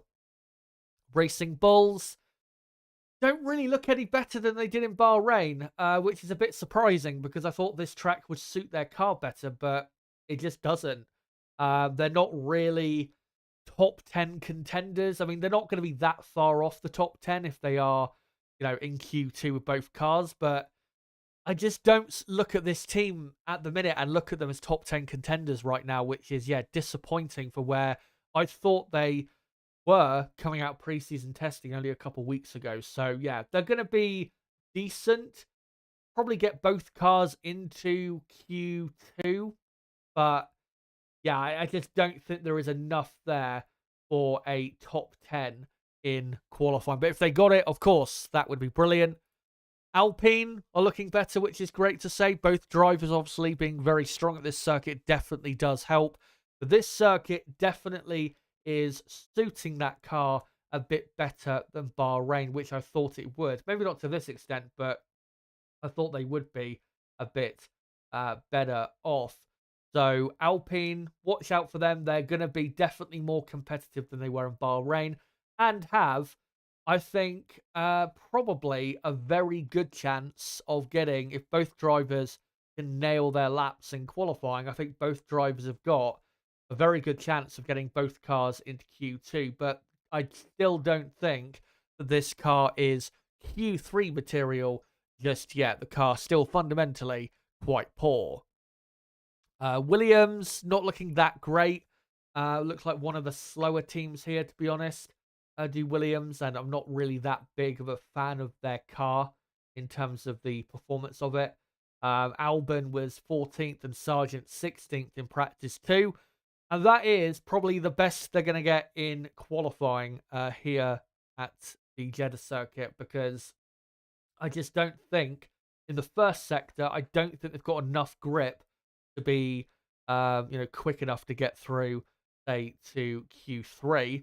And even in the higher speed parts of the track, they just don't seem to have enough top speed compared to the other teams, and they don't seem to be just quick enough in those sectors. So, Williams, I mean, if they got both cars into Q2, I think they'd be very happy with that, because at the minute, looks like at best, they're going to have maybe one car sneak into Q2, but one car definitely eliminated in Q1. Sauber look better than they did in Bahrain, but that's not really that great, because they, not really looking that special here. Obviously, I think, was it Zhou earlier in practice 3 crashing out, and in general, the Sauber pace does not look very good at all. So I'm not really expectant of anything when it comes to Sauber. Probably about the same type of performance level, you'd have to say, as Williams for this session. And let's hope we see more performance from Haas, because they have not looked that good at all this weekend. Nico Hulkenberg even has not looked that great himself. It doesn't look like there's anywhere near as much pace in the car this weekend as there was in Bahrain. I mean, I didn't think they would be consistently as quick as a team here like they were in Bahrain, but I thought they would be contenders for the top 10, but it doesn't seem like they are, unfortunately. So we'll see if they can battle their way through and get at least both cars into Q2. But I am not expecting a good session at all for the Haas F1 team. And we guys have got 10 minutes to go until qualifying begins at the Saudi Arabian Grand Prix. And we will see whether my predictions come true, whether your predictions come true. And let's see if I can find final comments in the chat before we get into this session. And we'll get into a couple other final things as well before we get into qualifying. And by the way, just to clarify, in case anyone is confused, of course, I do not show the actual live footage of the session because that would be very illegal. And obviously, I don't want to get my channel deleted. So what I do is I'll have loads of graphics on screen to keep you guys updated as to what is going on. And I will provide radio-style commentary, basically, to keep you updated as to what is happening on the track. Of course, if you can watch along with me, that would be great. But if you are unable to watch, but you want to know what's going on, then this is a great place to be. And I can see, by the way, that we are on 80 likes. So only 20 more until 100. So if we can try and get up to 100 likes in the next, say, half an hour, then I think that'd be great if we could do that. So let's try and get the likes up if we can. And if you haven't hit the like button yet, then make sure to do so. Yeah, just a few more minutes before this qualifying session. Have another sip of my drink.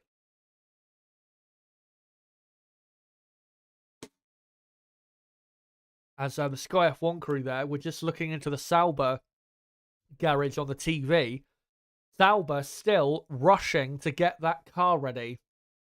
I think of Joe's that crashed in practice 3. So be interesting to see whether how much time they lose, or whether they can't even go out at all on track. Got a few more minutes to go, so I'll read out a couple more comments, I reckon, and then we'll get straight into this. Is Carlos doing quali? No, it will be Oliver Bearman instead. Because Carlos Sainz, if you don't know, not in the car for the rest of the weekend because he has appendicitis and will be having an operation, of course, to deal with that. I'm saying Perez will take it easy for second in the championship, maybe. Looking good so far, Perez. Hopefully keeps up this level that he's had so far. Crystal Racing says Alonso will leave Aston if he can't get a Red Bull or Mercy. It's hasta la vista for Fred. And Crystal Racing also saying Checo will leave Red Bull after 2024. Utterly pointless having him around with the whole saga going on. Maybe, but I do hope that Perez gets back to the better, let's say, performance levels that we have seen from Perez in the Red Bull, but obviously we did not see last year. As Winslet says, room for Leclerc. The Woden says, will Bearman make it to Q3? It's going to be tight. It's going to be tight. I think it depends for Bearman how Q1 goes. If he has like a confident Q1 and, you know, it goes smoothly and he, you know, does a couple good lap times, then I think that will give him a good platform then for Q2 to then deliver what should be enough. And let's be honest, even though, yeah, he's, last minute stand-in for Carlos Sainz, that Ferrari car should be in Q3. So that will be the aim for Behrman, is just get through to Q3. And then once you're in Q3, then he can absolutely go for it and see what happens. As the F1 intro now begins to play, and that's my cue to get into a final couple of things before the session begins. Quick reminder, even though we've only had one race this season, what the championship standings are.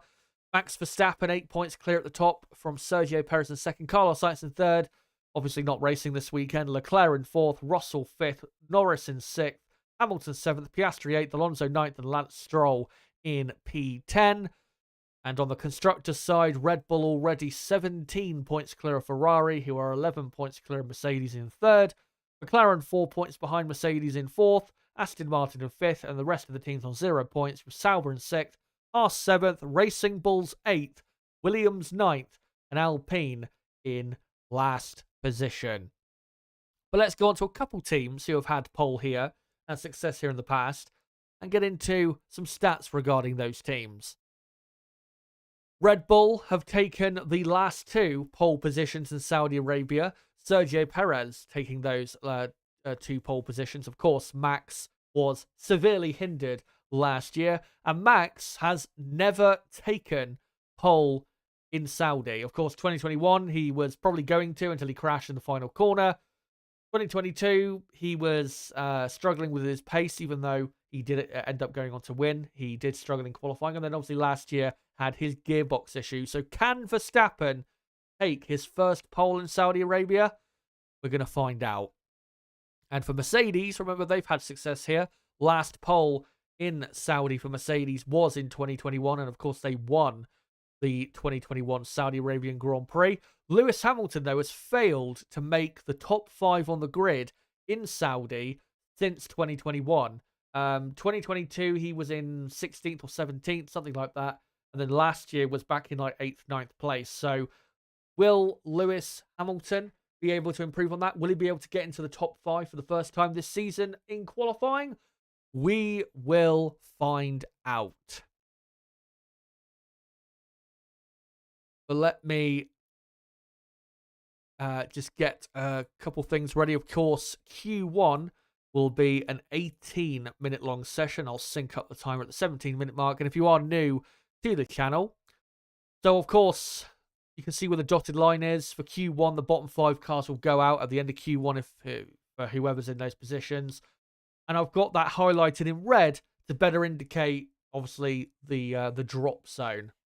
I hope that helps for you guys. I know that some of you did like that last week for Bahrain, so yeah. And by the way, thank you to Turbo for the $10 super chat, saying Merc Power dominance today, engines are getting turned up, no more sandbagging, gloves are coming off. Merc powered first for row lockout, Hamilton pole and win. Honda only 400 horsepower versus Mercedes 2K. Cheers, mate, for your super chat and support, as work still going on to that Sauber car, and I would be surprised if that Sauber did make it out in time, I have to say. But we are only seconds, I think, away from the beginning of this session. Remember, in Saudi Arabia, because of the temperatures and the track being so smooth, tyres don't wear out anywhere near as bad as they do at the Sakir circuit in Bahrain. So we are going to get probably more laps on the soft tyre than we would get, for a Q1 or a Q2 or maybe even a Q3 session. Because these tyres do appear, and as we've had in previous years, they do tend to be better on a second lap rather than the first flying lap. So we'll have to watch out for that. Lewis Hamilton on the broadcast is getting his gloves on. Green light will go at the exit pit lane very soon. Also looking at were looking quickly at an onboard shot of Lando Norris. There you go, green light, and qualifying in Saudi Arabia has begun. First car on track looks to be a Williams, is it? Or an Alpine, something like that. We're looking on the broadcast, Oliver Behrman's garage. And he is about to come out. Car number 38. And you'll have to get used to that number because Behrman is surely going to be a Formula One driver very soon. Permanent Formula One driver, of course. Yeah, he'll be released from the garage in a few moments. I'll sync up the timer in a few seconds as well as Behrman comes out on a set of soft tyres as he just about avoids hitting the pit wall. There's Behrman, and there you go. Let me just adjust the position of the timer there. And yeah, 17 minutes to go until the end of Q1. Let's see who will fall victim in this first part of qualifying. As Sergio Perez is still in the Red Bull garage. Red Bull very relaxed, and so they should be. They've got the best car. As still we've got Verstappen, Leclerc, Perez, Russell, Tsunoda, Ricciardo, and Zhou in the pits. Obviously, Zhou still having his car repaired. As Russell now on track. Both Mercedes cars on track. We are looking at Oliver Behrman.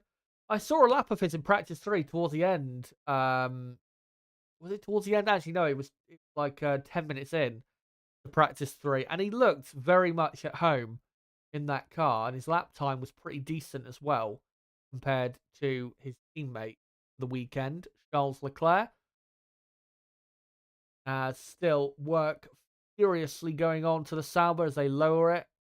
And yeah, if he gets out Zhou, it's going to be a job well done by the Sauber mechanics because that looks like it's going to be very tight getting him out.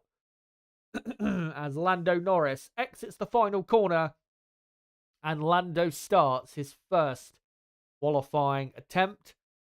And the best lap time in this session Q1 that you're going to see probably going to be a mid 128. Max did a 128.4 in practice 3. So I think that is about the best lap time you're going to see in Q1.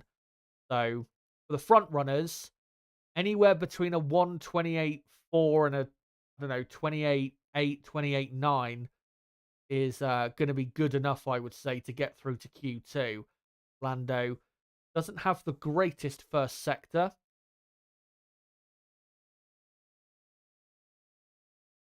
Kevin Magnussen does the first lap time of Q1. Don't know what it is. Hulkenberg goes quicker, and Logan Sargent has set a lap time as well. Let me just quickly update that. Hulkenberg quickest on a 129.1. That's a very good first lap time on the board for Hulkenberg. As Piastri only goes second, that definitely is not a good enough time from Piastri of a 129.2. Obviously, only the first run in qualifying, though. Albon up to P4. Logan Sargent is in 5th place. Lando Norris is up to 3rd. And Fernando Alonso does a 128.8, which is what he did in practice 2 this time yesterday. So Alonso quickest. And that is a very good start to the session in terms of a lap time. As here comes Oliver Behrman. He's exited the final corner. What will his first ever qualifying time be in Formula One? It's 130.1, which is not good at all. Lance Stroll goes up to second. Only a quarter of a second behind. Lewis Hamilton only goes sixth, and Russell only goes seventh. So not a great first run for the two Mercedes drivers, as Leclerc is midway through his first flying lap. And then we've got Magnussen 8th, Albon 9th, Sargent 10th, Bottas is 11th, and Behrman is the slowest of the runners so far that have done a lap. Gasly 12th, not good. Ocon 13th, not good either.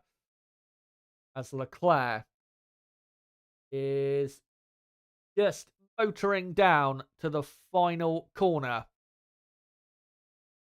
Brakes hard. This is, of course, the corner where Verstappen were having their shenanigans a bit a couple years ago, where Leclerc was so close to winning this race 2 years ago. And Leclerc, purple final sector, 129.0. Decent first run for Leclerc, who is up to second. Here is a replay of Hülkenberg being held up by Williams on it appears to be an outlap. As he says, this fucking idiot. It is Logan Sargent, I think. Yeah, well, Hülkenberg's not on a fast lap there, so it doesn't really matter that much. Hülkenberg now on a second run on the same compound. He improved his first sector, Hülkenberg, but his second sector is not an improvement. As Oscar Piastri is on a new lap, and he's done a purple first sector. Magnussen improves up to third place. Very good time from Magnussen. And Hülkenberg, can he go even quicker? DRS open, and no, he doesn't improve. He goes 0.2 of a second slower. Magnussen, that is a great time, a 129.0. As Piastri hits the wall out of the final corner. Not sure how hard it was, but he goes quickest, does Piastri, by 0.1 of a second. And he might need to come back to the pits to get that car fixed. It's Piastri quickest on a 128.7. Alex Albon improves all the way up to 5th. So it's Piastri, Alonso, Leclerc, Magnussen. Norris now improves up to P2. Half a tenth slower than Piastri, as Behrman is on a much better lap. So it's Piastri, Norris, Alonso, Leclerc, Magnussen, Albon, Stroll, Hülkenberg, Hamilton, Russell, the top 10. Hamilton and Russell, I've just seen their first lap times were done on a medium compound tyre, interestingly. As Behrman, not sure if he hit the wall on the exit of the final corner, but he got very close. As Behrman goes P4 with a purple final sector. Brilliant lap from Oliver Behrman. Goes ahead. And there's his dad in the garage, David Behrman. Ollie goes a couple hundredths of a second quicker than his teammate. As Sergio Perez, not the greatest run there through turn 22. A very quick left-hander at the beginning of the final sector. Max Verstappen has done a purple first sector. Perez now coming through. Final corner as Pierre Gasly improves up to P12. And Perez, will it be the best lap time of the session? No, he goes 0.006 of a second slower, as Russell has been given a black and white flag for failing to follow race director instructions. Pretty sure he did the same thing last week. So, yeah. Perez is second. Good first lap for Perez. Max Verstappen comes to the line and does a 128.4, and that should easily already be good enough to get him through to Q2. So Verstappen quickest. Alonso's done a purple middle sector and is just coming to the line now. And Alonso goes third. Not the greatest final sector, as Leclerc improves up to second. Alonso now third. So your top 10 now, as Ricciardo goes up to 12th place. Your top 10 with 8 minutes to go in Q1 is Verstappen, Leclerc, Alonso, Piastri, Perez, Norris, Behrman, Magnussen, Albon, Stroll. That is a replay of Piastri, and yeah, definitely hit the rear right tyre on the wall, and that was quite the hit as well. So I hope there's no gearbox damage to that car. And still went quickest as well. That is the funniest thing. As is Behrman, who got very close to clipping the wall, but just about got away with it, I think. And yeah, cutting it very fine. As his dad was hiding away from the screen there. Thought very close. But in the drop zone, we've got Gasly, Sargent, Bottas, Ocon, Zhou. So hold on a sec. Let me just get that correct. Yuki Tsunoda is now 13th. So there you go. Gasly, Sargent, Bottas, Ocon, Zhou, of course, has not been out there yet. The two Mercedes drivers now out on track on a set of soft tyres. That's why they're on in 14th and 15th, because they did a run on the mediums. Hamilton is doing a good enough sector time for the first two sectors to get himself in, probably, to Q2.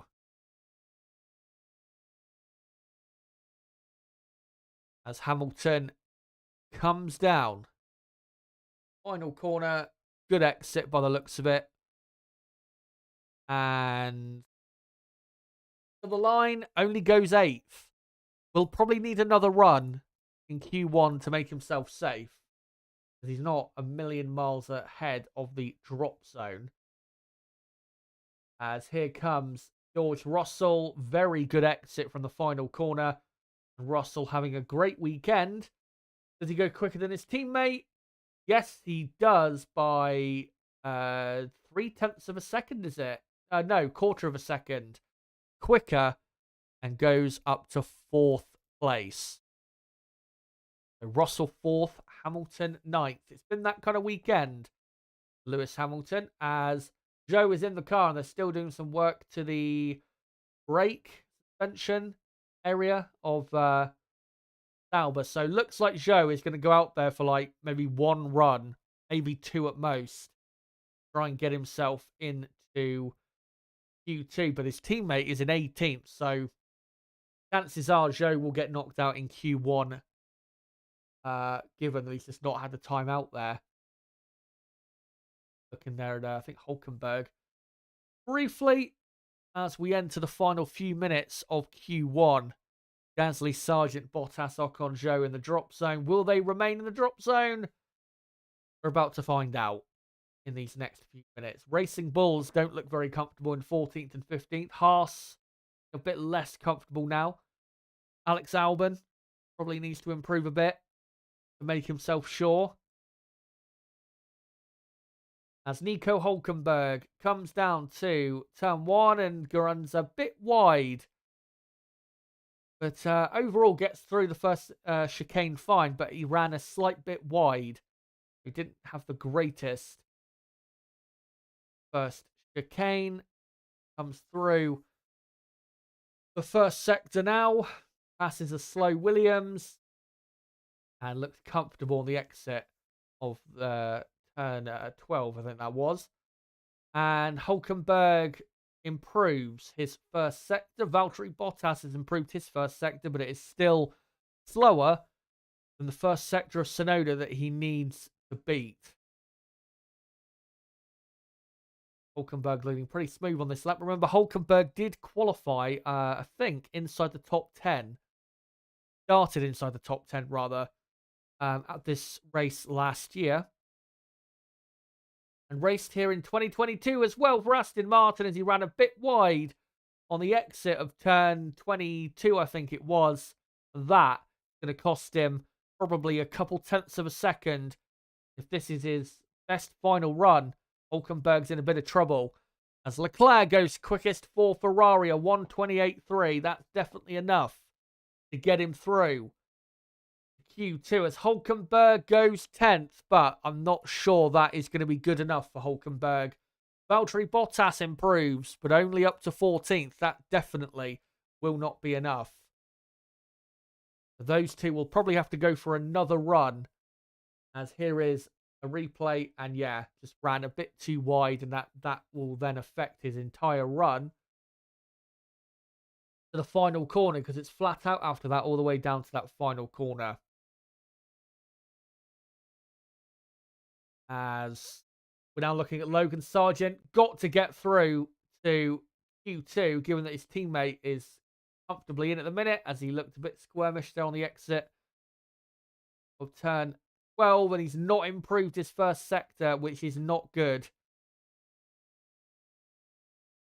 And if he doesn't get into Q2 with this lap, then I don't think a second lap is going to make a difference. As Zhou Guanyu comes out of the garage, and he will have one run to try and get himself into Q2. Great job by the mechanics. Now it's down to the driver to do the job, as we're about 90 seconds to go in this first part of qualifying. Sargeant has not improved his middle sector, so Logan looks like he will miss out on Q2 as he comes into the final corner, and DRS will open, and yeah, this won't be good enough, I don't think. Comes to the line, improves his final sector, but stays in 18th. Logan Sargeant, and yeah, backs off. Logan Sargeant out in Q1. Absolutely awful effort from Logan. Awful pace. And once again, is doing what he did last year, which is be miles off his teammate in pace. Ricciardo and Tsunoda now on their final runs. Can they do enough to get through? Ricciardo does a good middle sector, but runs slightly wide on the exit of turn 22. That might cost him, as Perez now goes up to third with 30 seconds to go in Q1. Ricciardo, who's never really been that quick around this track before, as Verstappen goes quickest on a 1:28.1. Ricciardo to the line, and he goes 11th. Whether that'll be enough, who knows? As Lance Stroll does a purple middle sector. Tsunoda goes up to P9. Brilliant lap by Tsunoda, who had a brilliant race here last year. Lance Stroll having a decent weekend. Can he do enough to get through to Q2? Currently in 15th. And Stroll goes second. What an improvement by Lance Stroll. As the checkered flag has now fallen, these are your final laps of Q1. Esteban Ocon only goes 17th. Ocon is out in Q1.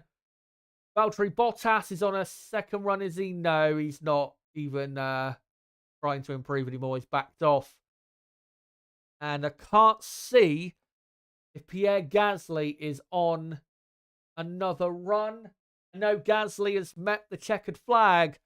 So there you go, guys. That is Q1 over and done with, as Zhou Guanyu missed the flag. So unfortunate for him, but well, he crashed in practice 3. So, I mean, it's his fault at the end of the day. But let's go through your drivers through to Q2. Max Verstappen, Lance Stroll, Charles Leclerc, Sergio Perez, Fernando Alonso, George Russell, Oscar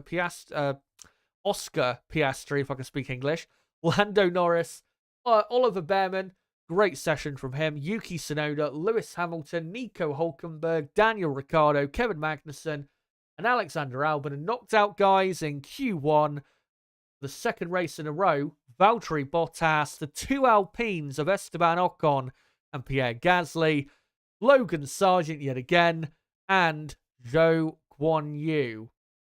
It's actually the same 5 drivers who were knocked out in Q1 in Bahrain that have been knocked out here in Saudi Arabia, but just in different positions. Once again, Sauber, Alpine, and the Williams of Sargeant taking up the back of the grid. So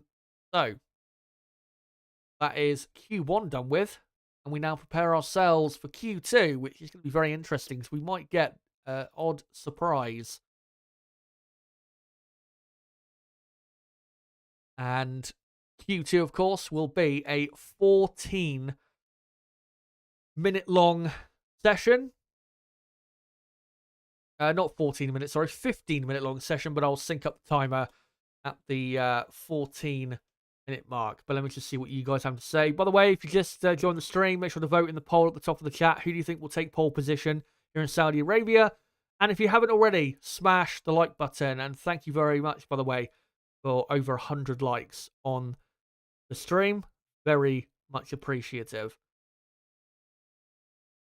Haas looking good. I wouldn't say good, but yeah, decent enough. Better than they were yesterday, which is something.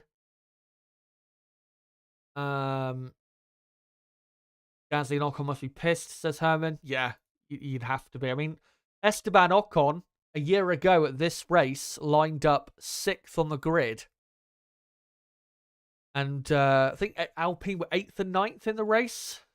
So, yeah, a massive drop-off compared to last year. And the thing is, with Alpine, the issue is not that they've not gained any actual lap time on what they did last year. They just haven't gained as much as other teams have. And really, they would have been better just upgrading last year's car. But instead, they decided to go for a new concept, to try and close the gap, and it's failed. Prank says French Ferrari are copying Ferrari 2021. Yeah, Alpine, a complete disaster. And Sauber, not that much better. They've been very disappointing so far this weekend. The Ferrari of Behrman in the pits. And yeah, great first session for Behrman. Did pretty well. And in the top 10 as well, where he needs to be. But let me get the second cut-off zone and red markings there. So there you go. At the end of Q2, whoever's in 11th, 12th, 13th, 14th, 15th, obviously will be out of the session and will not make it to the top 10 shootout. And we will see who those drivers are. Lewis Hamilton, with how he is struggling this weekend, I think it's definitely someone who could miss out, because he just has not got to grips with that car all weekend, and he's been struggling a lot compared to his teammate, who's been seemingly in a different car. Russell's had no issues at all, but Hamilton has just not really got a handle of it. Q2 should be beginning in a couple minutes from now, hopefully less.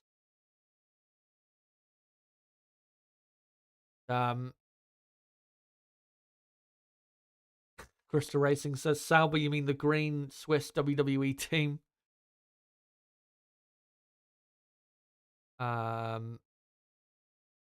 Peter Sauber must be 100 years old now. He's not that old, but still about. He was at a race last year. Was it Vegas or one of them? He was at a race last year. Really good to see him again.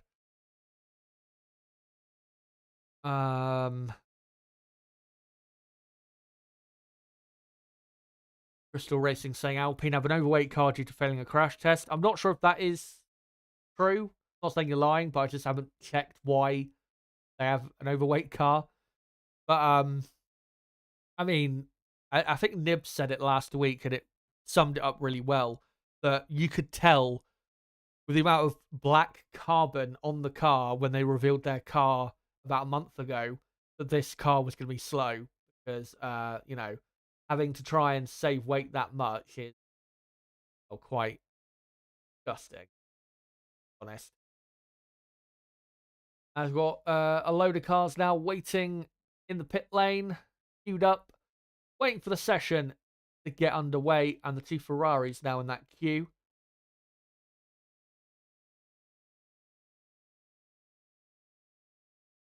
Behrman just behind his teammate Leclerc, and the session has now begun as Lewis Hamilton, I think, is the first on track for Mercedes. Yeah, I'll get the timer on screen in about 25 seconds from now. Just that picture. Go. And yeah, Hamilton, definitely one of the drivers at risk from the, say, front five teams in this session, just given how low he's been so far through the weekend. And there you go. 14 minutes remain in Q2.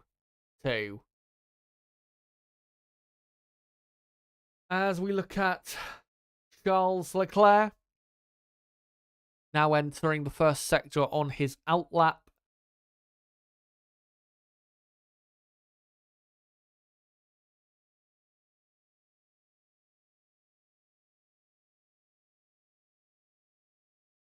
Just getting the car, getting stuff to fire the tyres up, which is the issue around this track, because of how smooth the track is.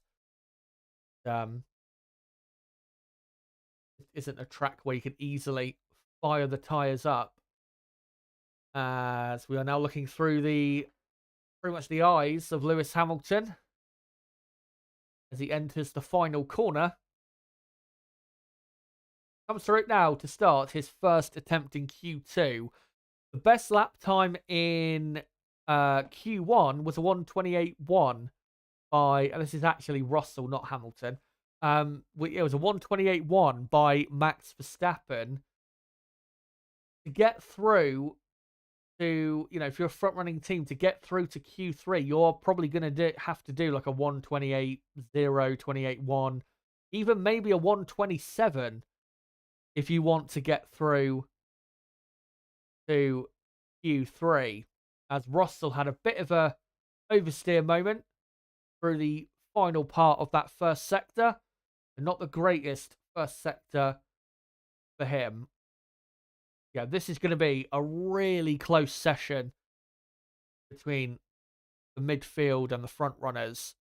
A couple drivers absolutely could get caught out. As Russell powering down to the very quick left-hander of turn 22. Such a difficult corner. And Russell, don't think, had a great run through there. As Hulkenberg says, I've lost the power, something's wrong. Hulkenberg, he's still running. He's still on the track. He hasn't stopped. So hopefully he can get back to the pits. As Russell, purple middle sector, out of the drivers that have done a lap so far. And sector 1, yeah, I think Hulkenberg, as he stopped, I think he has. As Russell does a 1:28.6, which is nowhere near good enough of a lap time. And yeah, Nico Hulkenberg has stopped. Will he get going again, or does he have a serious problem with his car?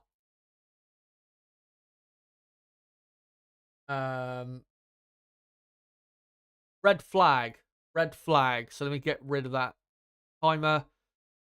Red flag here in Saudi for the stopped car of Hulkenberg, and what a disaster that is. Decent pace they had in Q1, but something clearly has gone wrong. Out of the final corner, Hulkenberg following in the slipstream of another driver. So that driver got out of the way, was his teammate. Then into turn 1, and clearly there was something wrong with the car. It just wasn't going at the speed it should have been. Yeah. Yeah, some sort of engine issue. Can't tell really exactly what that issue may have been, but this stoppage hopefully is not going to last too long because all they got to do is pull Hulkenberg's car behind the barrier, which it's not very far from. So this red flag is not going to last that long. Let me just quickly check to see what the official order is at the moment, because there was a couple drivers who did a lap time before the red flag came out. So it's Norris in second, Hamilton in third. The lap times done so far, though, are nowhere near quick enough to get through. So, and then Piastri fourth. More lap times on the board. Let me just check if we have or not. Yeah, they've now pulled Hulkenberg's car behind the barrier, so this red flag will be over in a couple minutes.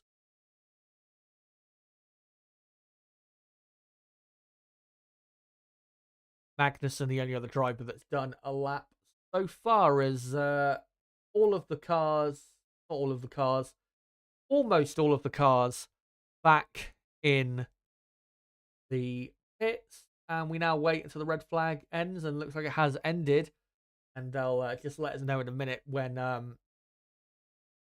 they are going to restart the session, hopefully in a couple minutes, because we don't want to have too much of a delay. And there you go. Session will resume at 20:34 local time. That's in 2 minutes' time.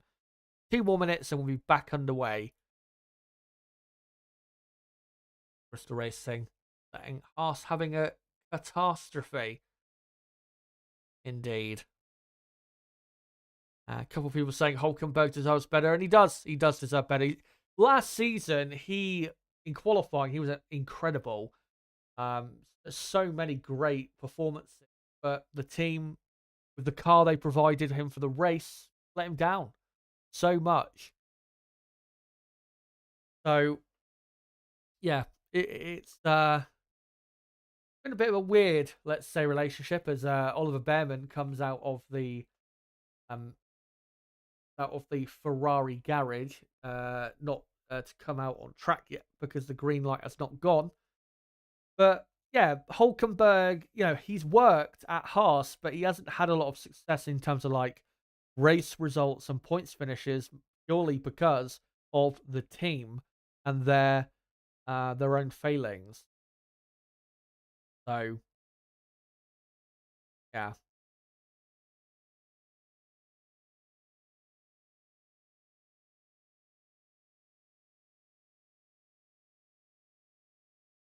So we've now got a queue of cars at the exit of the pit lane, waiting for the green light to go on. I'll sync up the timer at the 10-minute mark. Once we get to it, we have 10 minutes and 58 seconds left on the clock in Q2.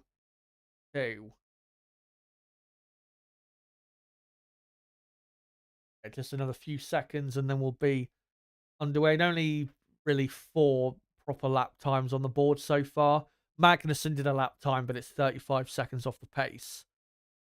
So, yeah.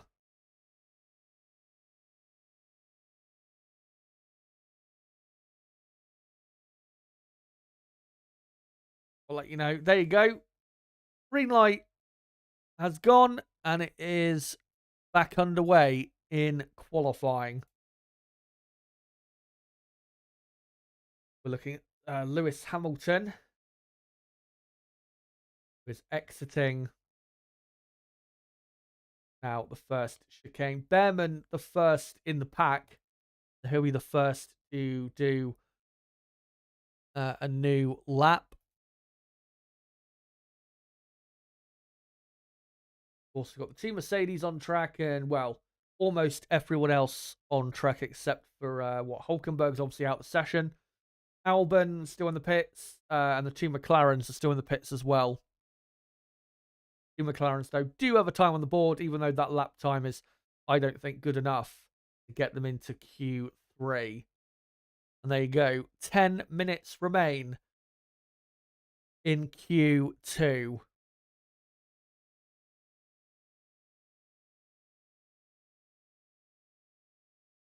As Russell, Hamilton following pretty closely here. Looks like Lewis is letting Russell go through, is he? Not quite.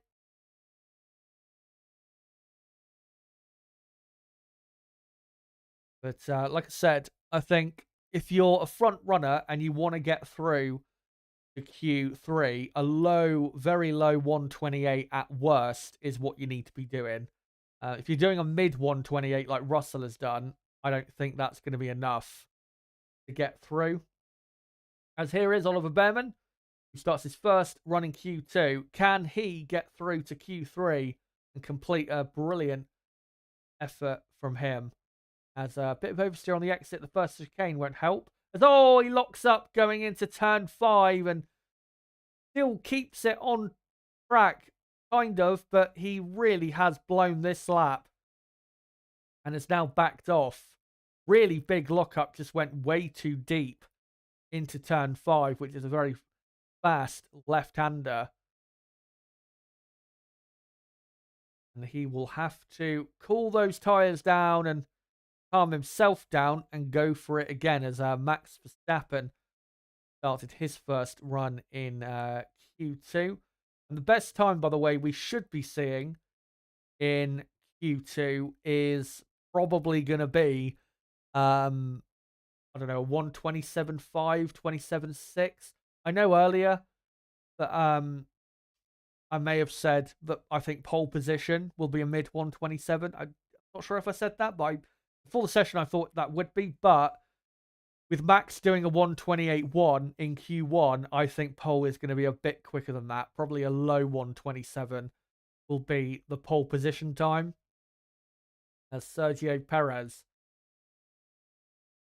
flies through the final few corners of the lap.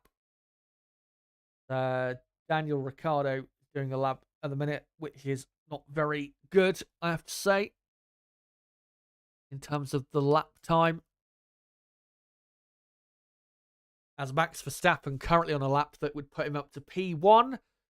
As Sergio Perez goes P1, only for now 0.07 of a second quicker than George Russell. Daniel Ricciardo goes into 6th place.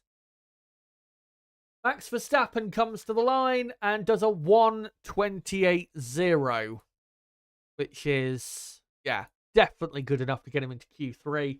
Alonso, 28.1, very good lap time from him. He goes up to 2nd. As Leclerc has not improved his middle sector, but he is slightly up on Max after the first 2 sectors as Lance Stroll goes into 4th place. Tsunoda goes up to 7th. Good run from him. Leclerc now to the line. Where will he go? It's a 128.1 and it puts him in 3rd place. So, a good first run there for the Monegasque. As Albon stays in the drop zone. Oliver Behrman has come into the pits, so probably for a new set of tyres, and he's now on an outlap. So in the drop zone now, we've got Magnussen in 11th, who's improved. Not by much. Ricciardo 12th. Albon 13th. Behrman on an outlap is currently in 14th. Hulkenberg in 15th, of course. And Hulkenberg out of the session because of some sort of engine failure. As the 2 McLarens are on an outlap, are they? Well, Lando Norris is. And Lando Norris begins. Is Lando Norris? No, this is Oscar Piastri. Begins is one of his final attempts in Q2. And he needs to be lapping about the same pace as Alonso and Leclerc on this lap, I think, to be sure of getting through. We've got 5 minutes to go now in Q2. Looks to be a good first sector so far for Piastri. No issues with the balance. Are handling exactly like it should. And only a tenth slower than Verstappen after the first sector. So good first sector for Oscar. Lando Norris, Oscar's teammate, still on an out lap. Has now started a flying lap. Yeah, looks very smooth from Oscar. We'll see what the middle sector is like. Get an indication as to where he'll probably end up with this lap. And he's a tenth down on Verstappen after the first 2 sectors. So this will probably put him in between Leclerc and Perez, but really he needs to be like not very far behind Leclerc with this lap, as Norris has done. I think exactly the same first sector that Piastri did. Good run out of the final corner compared to Q1. To the line, Oscar Piastri. Not a good final sector and only a 1:28.4. I mean, that might get him through, but it's not a guarantee. There are plenty of drivers still to improve with 3.5 minutes remaining. As we're looking at Lando Norris, who has completed the first 2 sectors, and Lando has not improved middle sector. I think what we're seeing with the McLaren is in the first 2 sectors, they are very quick. In that final sector, like we saw in practice 2, they are very slow because their top speed is so far down on the others.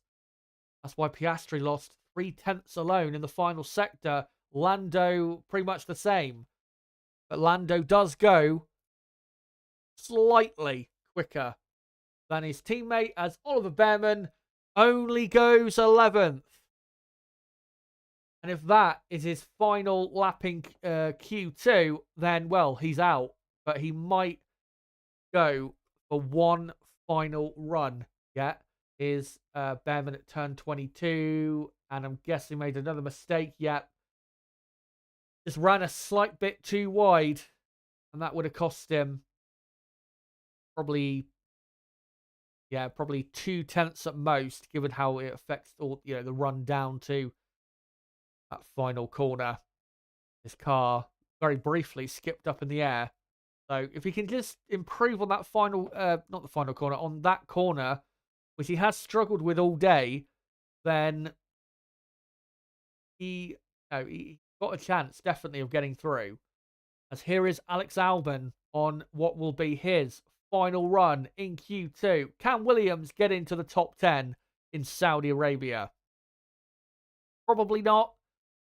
But Albon, we've seen before, is able to drag out a great qualifying lap, as he's a 10.5 down on Hamilton. After the first sector, Hamilton, the man at risk in P10.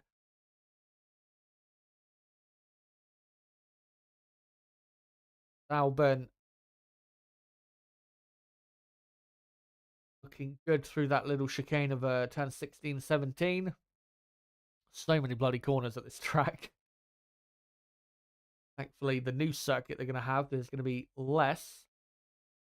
As decent run through turn 22, but this doesn't look like it's going to be quick enough to get him into Q3. Probably put him in 12th place at worst. Will this lap, as Albon down to the final corner, can he wrestle his car into the top 10? Now opens DRS, comes to the line, and Alex Albon, only P12. He is out in Q2. As Ricciardo is on his final lap. He's currently in 14th. His teammate, Yuki Tsunoda, in the top 10. What an embarrassment this would be for Ricciardo. As Oscar Piastri improves up to 4th. That's definitely good enough. Lewis Hamilton improves up to 8th. But that will probably be good enough for Hamilton to go through. As Russell improves up to 5th. That is definitely good enough for George Russell, as Ricciardo improves his middle sector, but he's not going quick enough to get into the final part of qualifying. Magnussen has met the checkered flag. He's out in 13th. Ricciardo looks like he's probably going to stay in 14th, as Oliver Behrman, only 1/1000th of a second behind Tsunoda after the first two sectors. Going to be so close between those two. Perez goes 6th. Ricciardo to the line. Stays in 14th. Terrible lap by Ricciardo. And here comes Oliver Behrman. Can he get into Q3? No, he can't. He misses out by 0.03 of a second. Tsunoda improved up to 8th. So Hamilton has ended up in P10 as Max Verstappen improves again for a 1:28.0, as Lance Stroll is probably going to come back into the pits. Yes, he will, and so will Hamilton. So there you go, guys. That is Q2 over and done with. And let's go through the drivers that will be competing in Q3. And those will be Max Verstappen, Fernando Alonso, Charles Leclerc, Oscar Piastri, George Russell, Sergio Perez, Lando Norris, Yuki Tsunoda. What a lap by him. Got to be one of the drivers of the day. Lance Stroll and Lewis Hamilton. And knocked out of Q2 on his Formula 1 debut in the Ferrari, Oliver Behrman. Not too bad of an effort. Definitely, difficult given that he's been thrown in last minute. And definitely can score some good points tomorrow from 11th on the grid. So Behrman 11th, Albon, pretty decent qualifying for him in 12th, Magnussen 13th, Daniel Ricciardo in 14th, and Nico Hülkenberg out in 15th. So Q2 is done, and Q3 will be underway in about, 5 minutes from now? Maybe just under that. So, and of course, Q3, a 12-minute long session.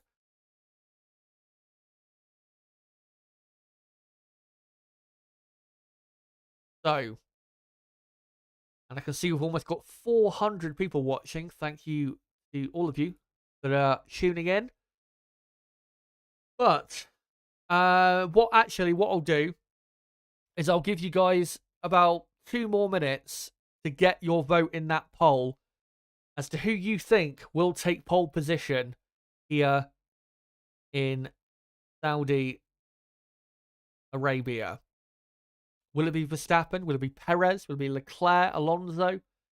If you think it'll be anyone else, let me know in the live chat. But get your final votes in if you haven't already before Q3 starts. And as well, quickly, before we get into the final part of qualifying, just an update. I will be live tomorrow for race day in Saudi Arabia, live at 2:30 p.m. UK time for the race watch along for the Saudi Arabian Grand Prix, where we'll have a 2.5 hour build up, then watch along the race and maybe do a bit of a reaction afterwards, as long as it's not been too boring of a Grand Prix. And then the next stream after that will be the following weekend on Sunday, the 17th of March at 12 p.m. UK time, going through some of the news in Formula 1. So if you are new to the channel, make sure to subscribe for more content like this. Bottom right of the screen, you can do it right there. And for everyone watching right now, if you haven't already, smash that like button. Let's try and get up to 150 likes by the end of qualifying. That'd be great if we could do that. Yeah, a couple more minutes. I'll leave that poll running, and then I'll finish it up and see what you guys have had to say. But yeah, Behrman, not too bad of an effort from him. He was only 0.03 of a second away from getting through. And I think his lap time was only like half a second slower than Leclerc. So I don't think we can really complain too much given the circumstances. Albon had a good, I think, a good Q2. P12 is probably the best they could get. As Behrman saying on the radio, that was a messy session. Sorry about that. And for engineer responding, it was a tough one. But the best performer in Q2, without doubt, Yuki Tsunoda. getting himself into the top 10, taking advantage of the opportunity, get in there with obviously Behrman being in the Ferrari as opposed to Carlos Sainz. And Lewis Hamilton, you have to say, a bit lucky that Behrman is in the Ferrari, because if he wasn't and it was Carlos Sainz, Hamilton would probably be out in Q2. So, yeah. Sky F1 is doing some analysis of Behrman's lap. Behrman definitely was cutting it very close to the walls. Doing some analysis of Valtteri Bottas from earlier.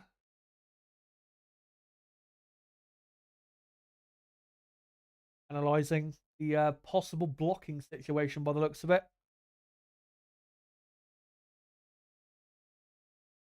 But yeah, we just read a couple comments out in the chat. Serigara, good to see, mate. Says okay effort by Behrman, to be honest. Magnussen over Hulkenberg. Well, come on. Hulkenberg had an engine issue, so let's not forget that. Alpine and Sargent heading for disqualification on the crystal score. Drew Blank Music says Ricciardo's best performances are with his helmet off. I mean, with Ricciardo, he's never really had a good race here anyway. Like if you look at 2021 and 2022, he was never really that quick. So, you know, we have to remember that. But yeah, that will be a bit embarrassing for him, no doubt, to be out-qualified by that amount of lap time by Tsunoda.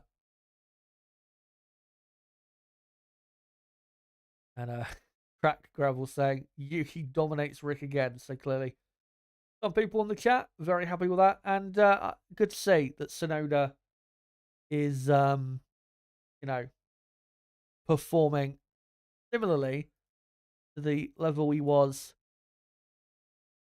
last year.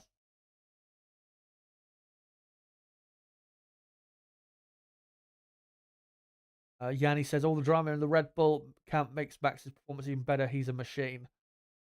Yeah, and very likely, you'd have to say, to get pole position here in Saudi Arabia. And I know you may say, well, you know, Max has not been that far clear of your Alonso's, Leclerc's through qualifying so far, but I think you're about to see truly what Red Bull have got.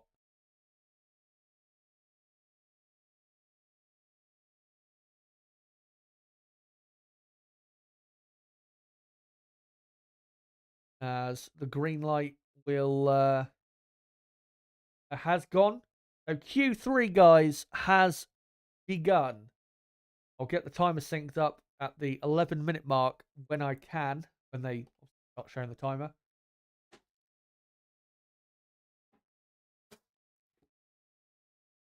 As one of the first cars on track, I think, is a Ferrari.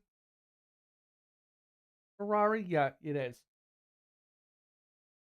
Charles Leclerc. As out comes Red Bull of Sergio Perez. And very soon, the world champion himself, Max Verstappen. Remember, has never had Max pole position at this track, even though he's been already pretty successful around it. As there you go, 11 minutes to go in qualifying. But surely you'd think Max is most likely to get this pole position. And before we get into these lap times, let me just quickly finish up the poll in the chat. I asked you guys a few hours ago, who did you think will take pole position for the Saudi Arabian Grand Prix? Nearly 1,500 votes. Thank you guys so much for that. And 66% of the vote has gone to Max Verstappen. In second, 17% of the vote to Charles Leclerc.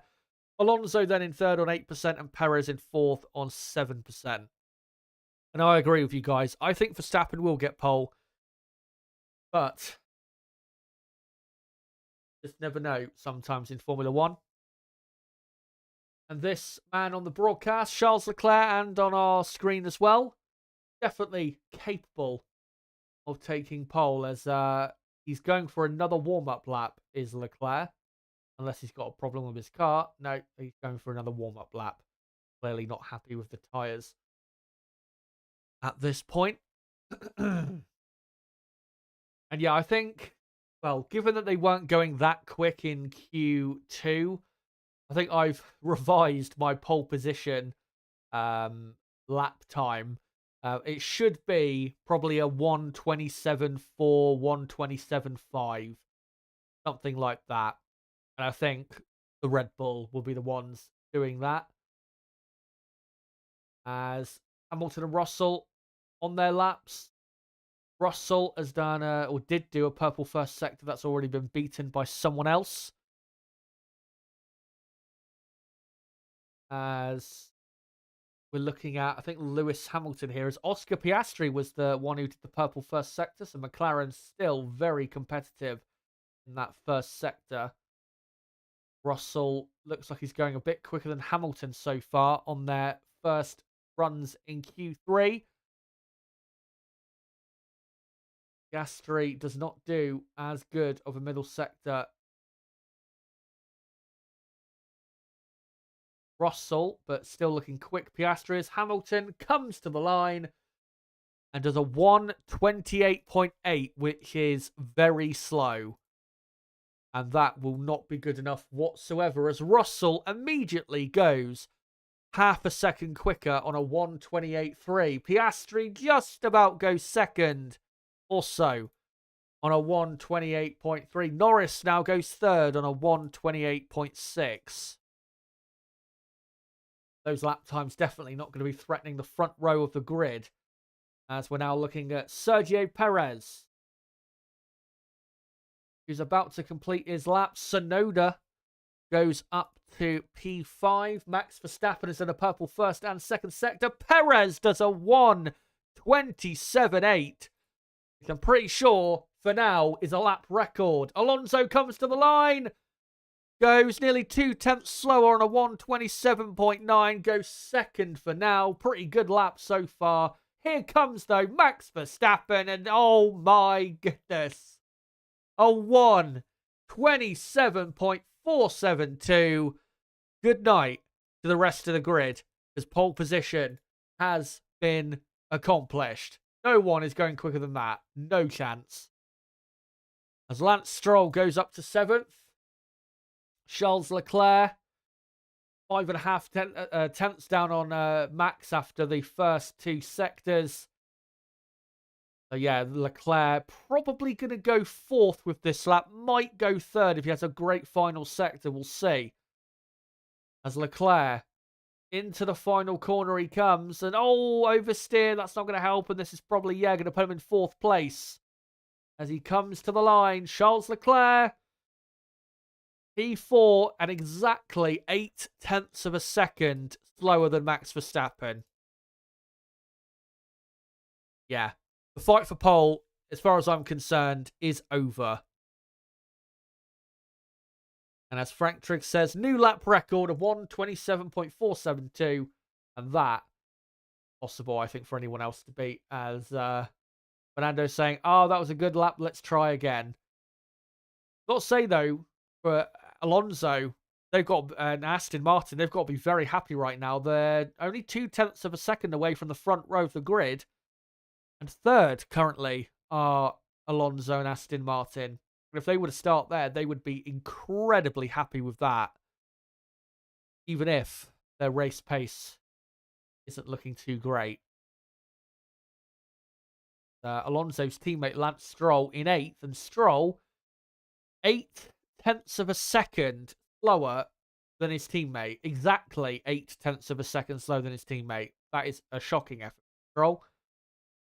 Really, Stroll should be getting into that fight with Russell and Piastri on the 3rd row.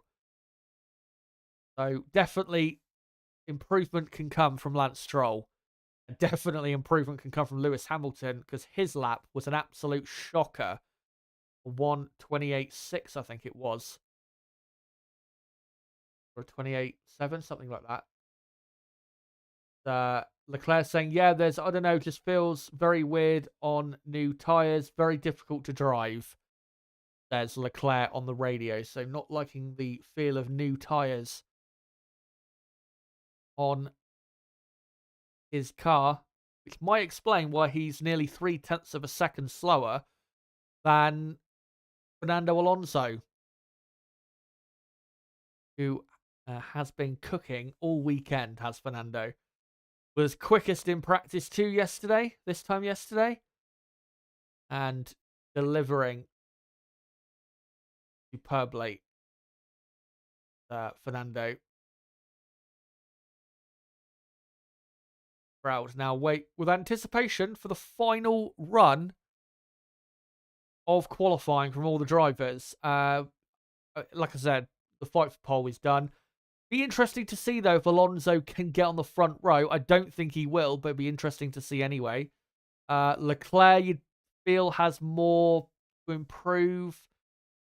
Can find some improvement. Russell in 5th, maybe can improve. Piastri in 6th. He's looking good at the moment. 0.3 clear of his teammate.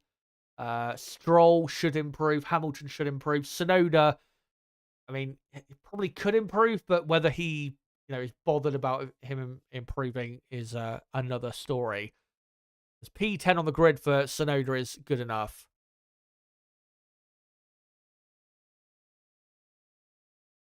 But we have now got the majority of cars on the circuit, and now Max Verstappen just exiting the pit lane for the final runs in qualifying. Can Max go any quicker?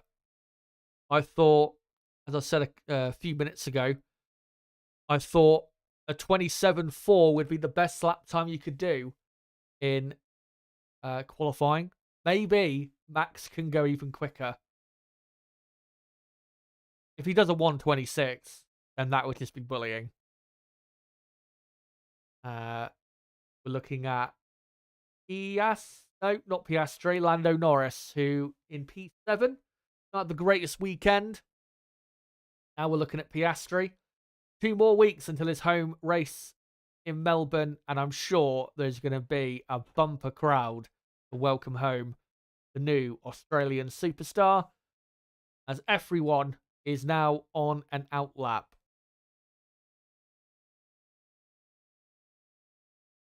Piastri coming to the end of that outlap, and here is Lewis Hamilton starting his final run in qualifying. Surely he's not going to start 9th again for a 2nd week in a row. He comes up to turn 5. Car looks good through there. As we enter the final 2 minutes, Russell and Norris have started their final laps. Hamilton, let's see what he's doing for the first sector. Looks very good through the first sector, just not good enough, seemingly. And wow, 6.5 tenths down on Verstappen after just the first sector. A different planet compared to Max, as Russell has bottled, or something's happened in the first sector. He's 2 seconds down. Russell is finished. He can't go any quicker, and is at massive risk now being usurped by possibly the two McLarens and maybe even Lance Stroll. As Lewis Hamilton does a personal best middle sector, this might get Hamilton up to 5th on the grid if he has a good final sector. The two McLarens have improved their first sector, and Lando Norris has done a good middle sector as well. Very good middle sector for Lando, as Alonso is now going to get a slipstream to start his lap from Lewis Hamilton, as Hamilton only goes 7th. That is not good enough from Lewis Hamilton, I'm afraid, as Alonso starts his final attempt in qualifying. Here comes Lando Norris to the line. Only 8th. No, actually 4th. I don't know why they didn't update it properly, but there you go. Here comes Piastri. Can he out-qualify his teammate in Saudi Arabia? Yes, he can. He's up to P4. So Russell and Mercedes are in massive trouble here. Currently on the 4th row. Might get even worse. Here is Yuki Tsunoda. Can he improve? On P10. Looks good through the final corner. Tsunoda DRS open to the line. Tsunoda goes 9th. Can Stroll improve on 10th now as Sergio Perez doesn't go any quicker, stays in 2nd. As Alonso is only 1/10 off Verstappen after the first 2 sectors. Can Fernando do the seemingly impossible and get pole? As Stroll does a good middle sector as well. Leclerc to the line. Leclerc puts it on the front row for now. Perez didn't improve his lap and he might be in a bit of trouble now. As here comes Fernando Alonso. Will he get pole? No, he won't. He stays in 4th. Disappointing final sector. Here comes now Lance Stroll to the line. And Stroll, oh my, what a awful final sector. And Stroll stays in 10th. Awful from Stroll. But that, guys, is it for qualifying. Max Verstappen on pole by 0.3 of a second from Charles Leclerc, who just about by 0.016 of a second puts it on the front row, showing there Leclerc why he is a top driver, because Red Bull clearly quicker here in Saudi Arabia. Perez in 3rd.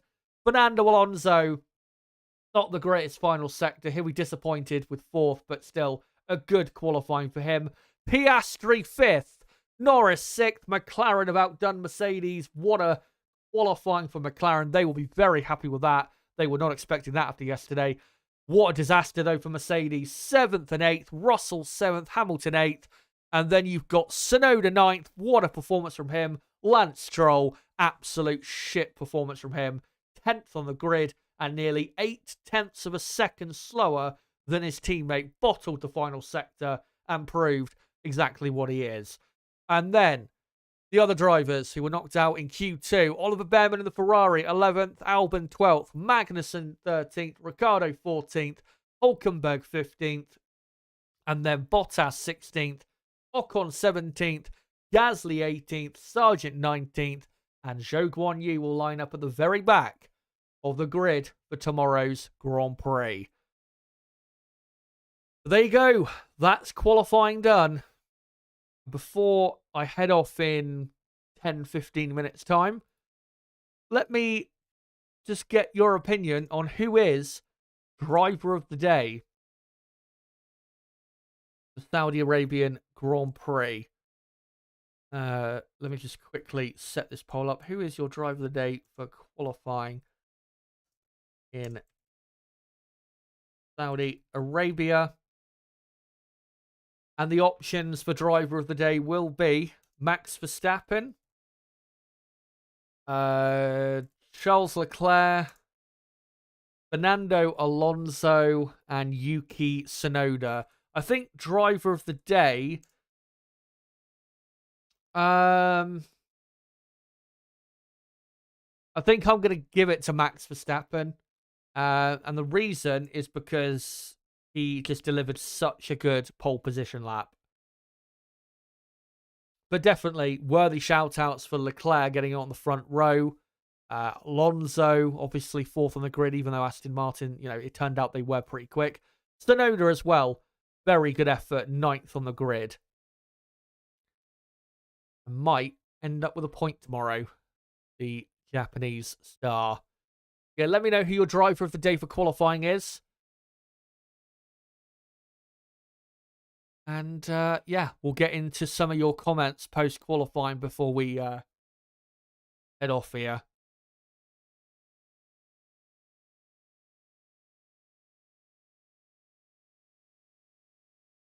As I've just seen a news story leaked during qualifying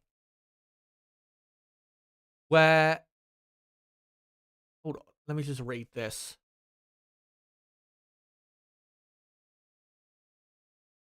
Right, so I'm gonna throw this up on screen quickly. Yeah, I'm just gonna throw this up on screen because this is big news that came out during qualifying. So hold on a second, guys.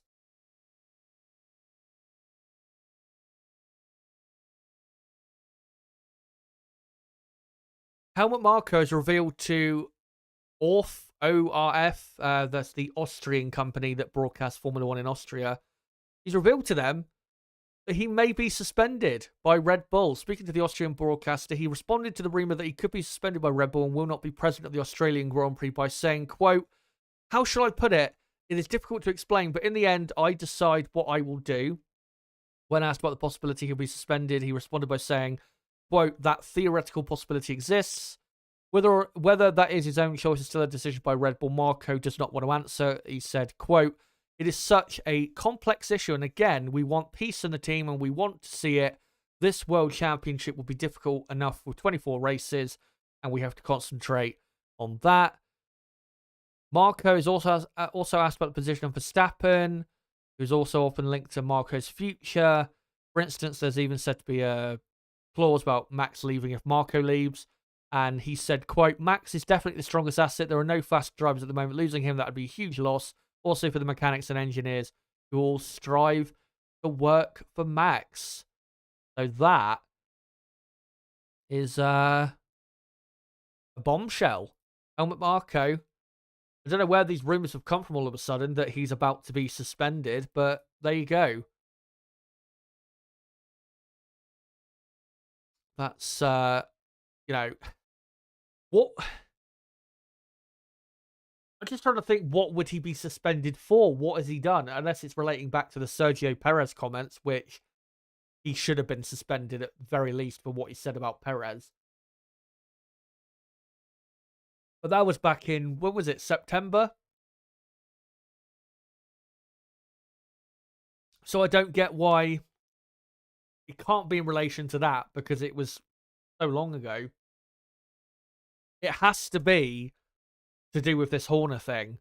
But again, why would he be suspended? Unless the only other thing I can think of, and again, this is a theory, not saying this is actually happening, this is just my theory, is that because the owners of the team, the majority owners, which are, I think, from Thailand, because they are backing Horner in this whole controversy, maybe there is a inter-team battle between Horner and Marko over this situation that's been going on with Christian Horner, and maybe this is their way of more so gifting control of the team to Horner over Marko. And maybe they're suspending Marko to, I don't know, get him out of the way. Again, it's confusing. It's confusing. Let me know why you think he could be suspended, because I have no idea. Unless I've seen on Twitter speculation that he might be the person who's been leaking this stuff, but we have no evidence to suggest that he is the person who's leaked the information. But I mean, that would make sense if, if it is true that he leaked information that was supposed to be private and confidential, the files we saw on social media a week ago. If he is behind that, then yeah, you would have to suspend him. But again, is he behind that? We don't know. So we're going to have to see how that story develops. But that only came out, that story, in the last hour. Hank saying, Chaz, you have a delay for a couple of minutes in your stream. If you just if you refresh the stream, it should update to a bit sooner. If not, then yeah, there's nothing I can do about that, because obviously there's always a delay when you stream on YouTube compared to, in real time.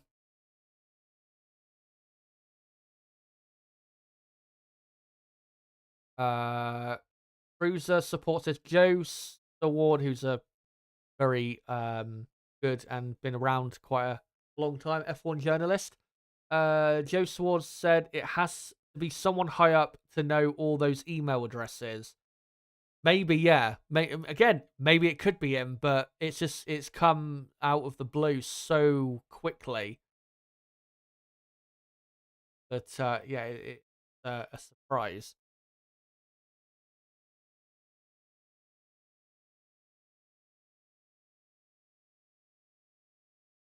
Um, don't think it was Jos, to be honest. I think Jos was probably the one who leaked the story to Dutch media when it first broke a few weeks ago. I do think that is probably true because obviously Jos Verstappen is going to have connections to people in Dutch media. But in terms of Jos leaking the um leaking the actual like files, again, we have no indication as to who that could have been. But maybe this is an indication as to who it could have been.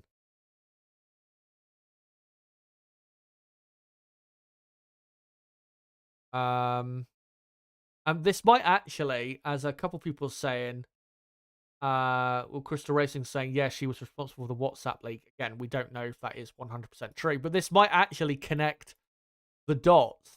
And I've just seen that Helmut Marko, 17 minutes ago, Helmut Marko has been ordered by Red Bull not to talk to the media.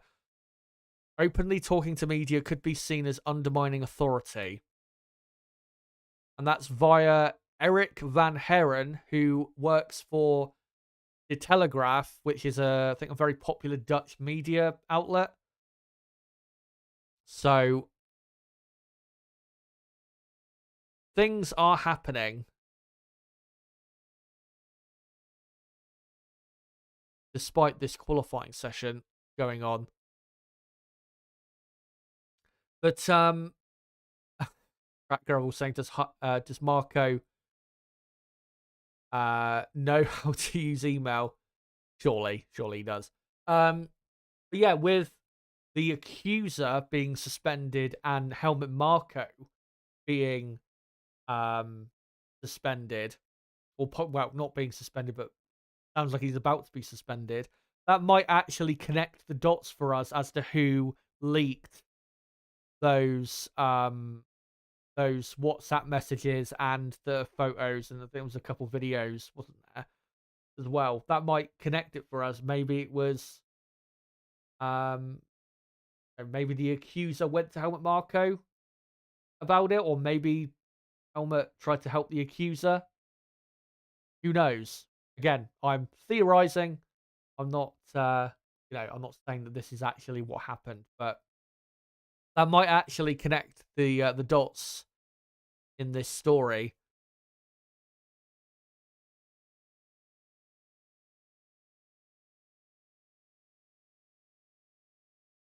And yeah, Twitter is just exploding with this news. Autosport has learned that Helmut Marko is subject to an investigation. Oh, right. So here we go. I'm going to get this up on screen. This is big. Hold on a minute. And this is in an actual Autosport article. There's the source. So you can see there from autosport.com. Just so you guys know that this is a good source. Autosport has learned that Helmut Marko is subject to an investigation by Red Bull relating to various media leaks that have taken place since it emerged that Horner was being investigated. If he's found guilty of having released confidential information to the media, then he could face disciplinary action. Helmut Marko recently told Austrian broadcaster Orff that there was a chance he could be absent from the next race due to a suspension.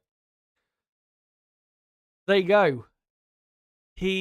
I'm not saying that he is definitely the leaker, but looks like Red Bull sure as hell think he is. And if that is proven that he has released confidential information, then he is finished at Red Bull. No chance he stays at Red Bull if that's found to be true.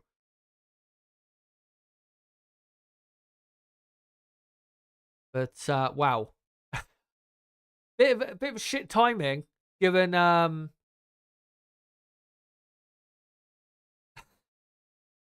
fucking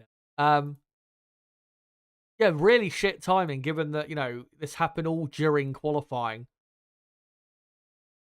Helmut Marko has confirmed to Sky Germany that there will be talks with Oliver Mintzlaff, who I think is the CEO of Red Bull, I think, tomorrow, and emphasised that it also depends on if he wants to still work there.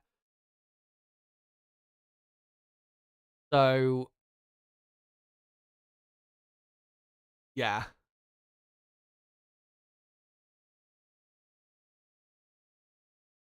The story takes another turn, another development, which at least helps us to understand what in the fuck is going on, because it has been such a difficult story to understand because, again, of the lack of facts and how hush hush Red Bull have been. I'm trying to see if there's any other pieces of there's any other pieces of news regarding this. But yeah, I literally just opened Twitter and saw that, and I was like, wow, bombshell has just hit.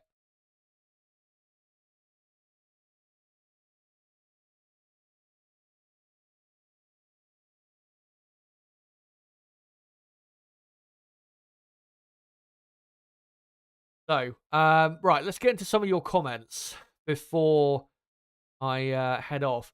Nello says Mercedes keeps getting worse. Yeah, well, last year they qualified here, I think, was it 4th and 8th or 4th and 9th, and now they're 7th and 8th. So, yeah, well done, Mercedes, for improving so much.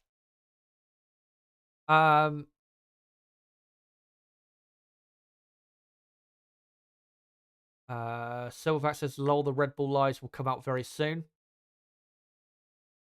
He walks says, I think the whole Horner drama is scripted by Drive 5 screenwriters. The estimator says Helmut. Well, initially he said Mario's a wrong one, but he meant Marco.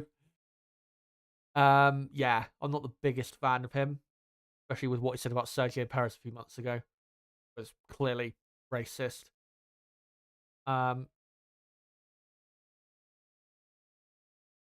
can find anything else.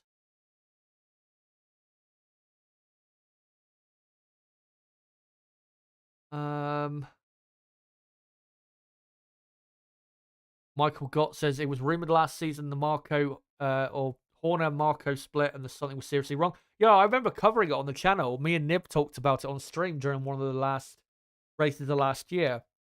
It was at the US Grand Prix, something like that. And I thought it was bullshit. I thought this can't be true because those two have been so such a good relationship between the two for so long, but I think at this point, I think it's become clear that this is what it's all about, is this whole situation, and that's where the breakdown happened.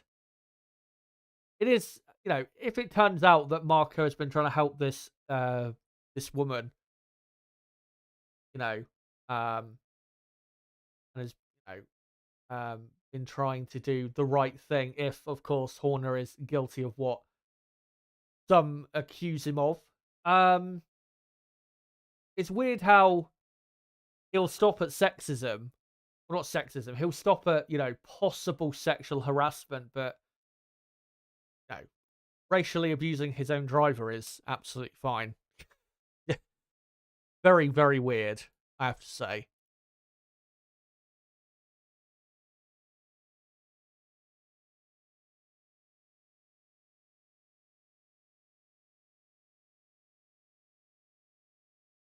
Let's see, find some other comments regarding this.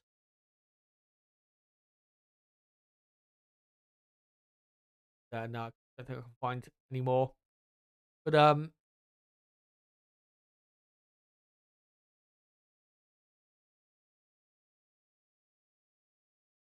right, let me just let's have a quick scroll of Twitter again to see if there's any other updates to this story.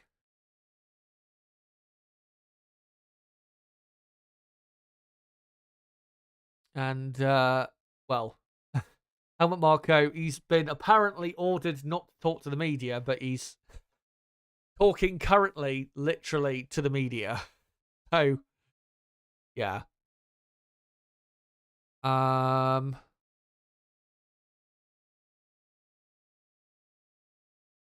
Yeah, can't see anything else. So we'll see how that develops, see if there's any more developments to that story in the next few hours, or between now and the start of tomorrow's Grand Prix. It appears Sky F1 here in England are just completely ignoring it for now. So yeah, there you go. What a bombshell coming out of qualifying. But guys, that is it for the qualifying watch along. Thank you guys so much for coming along for this stream. And a quick reminder, yet again,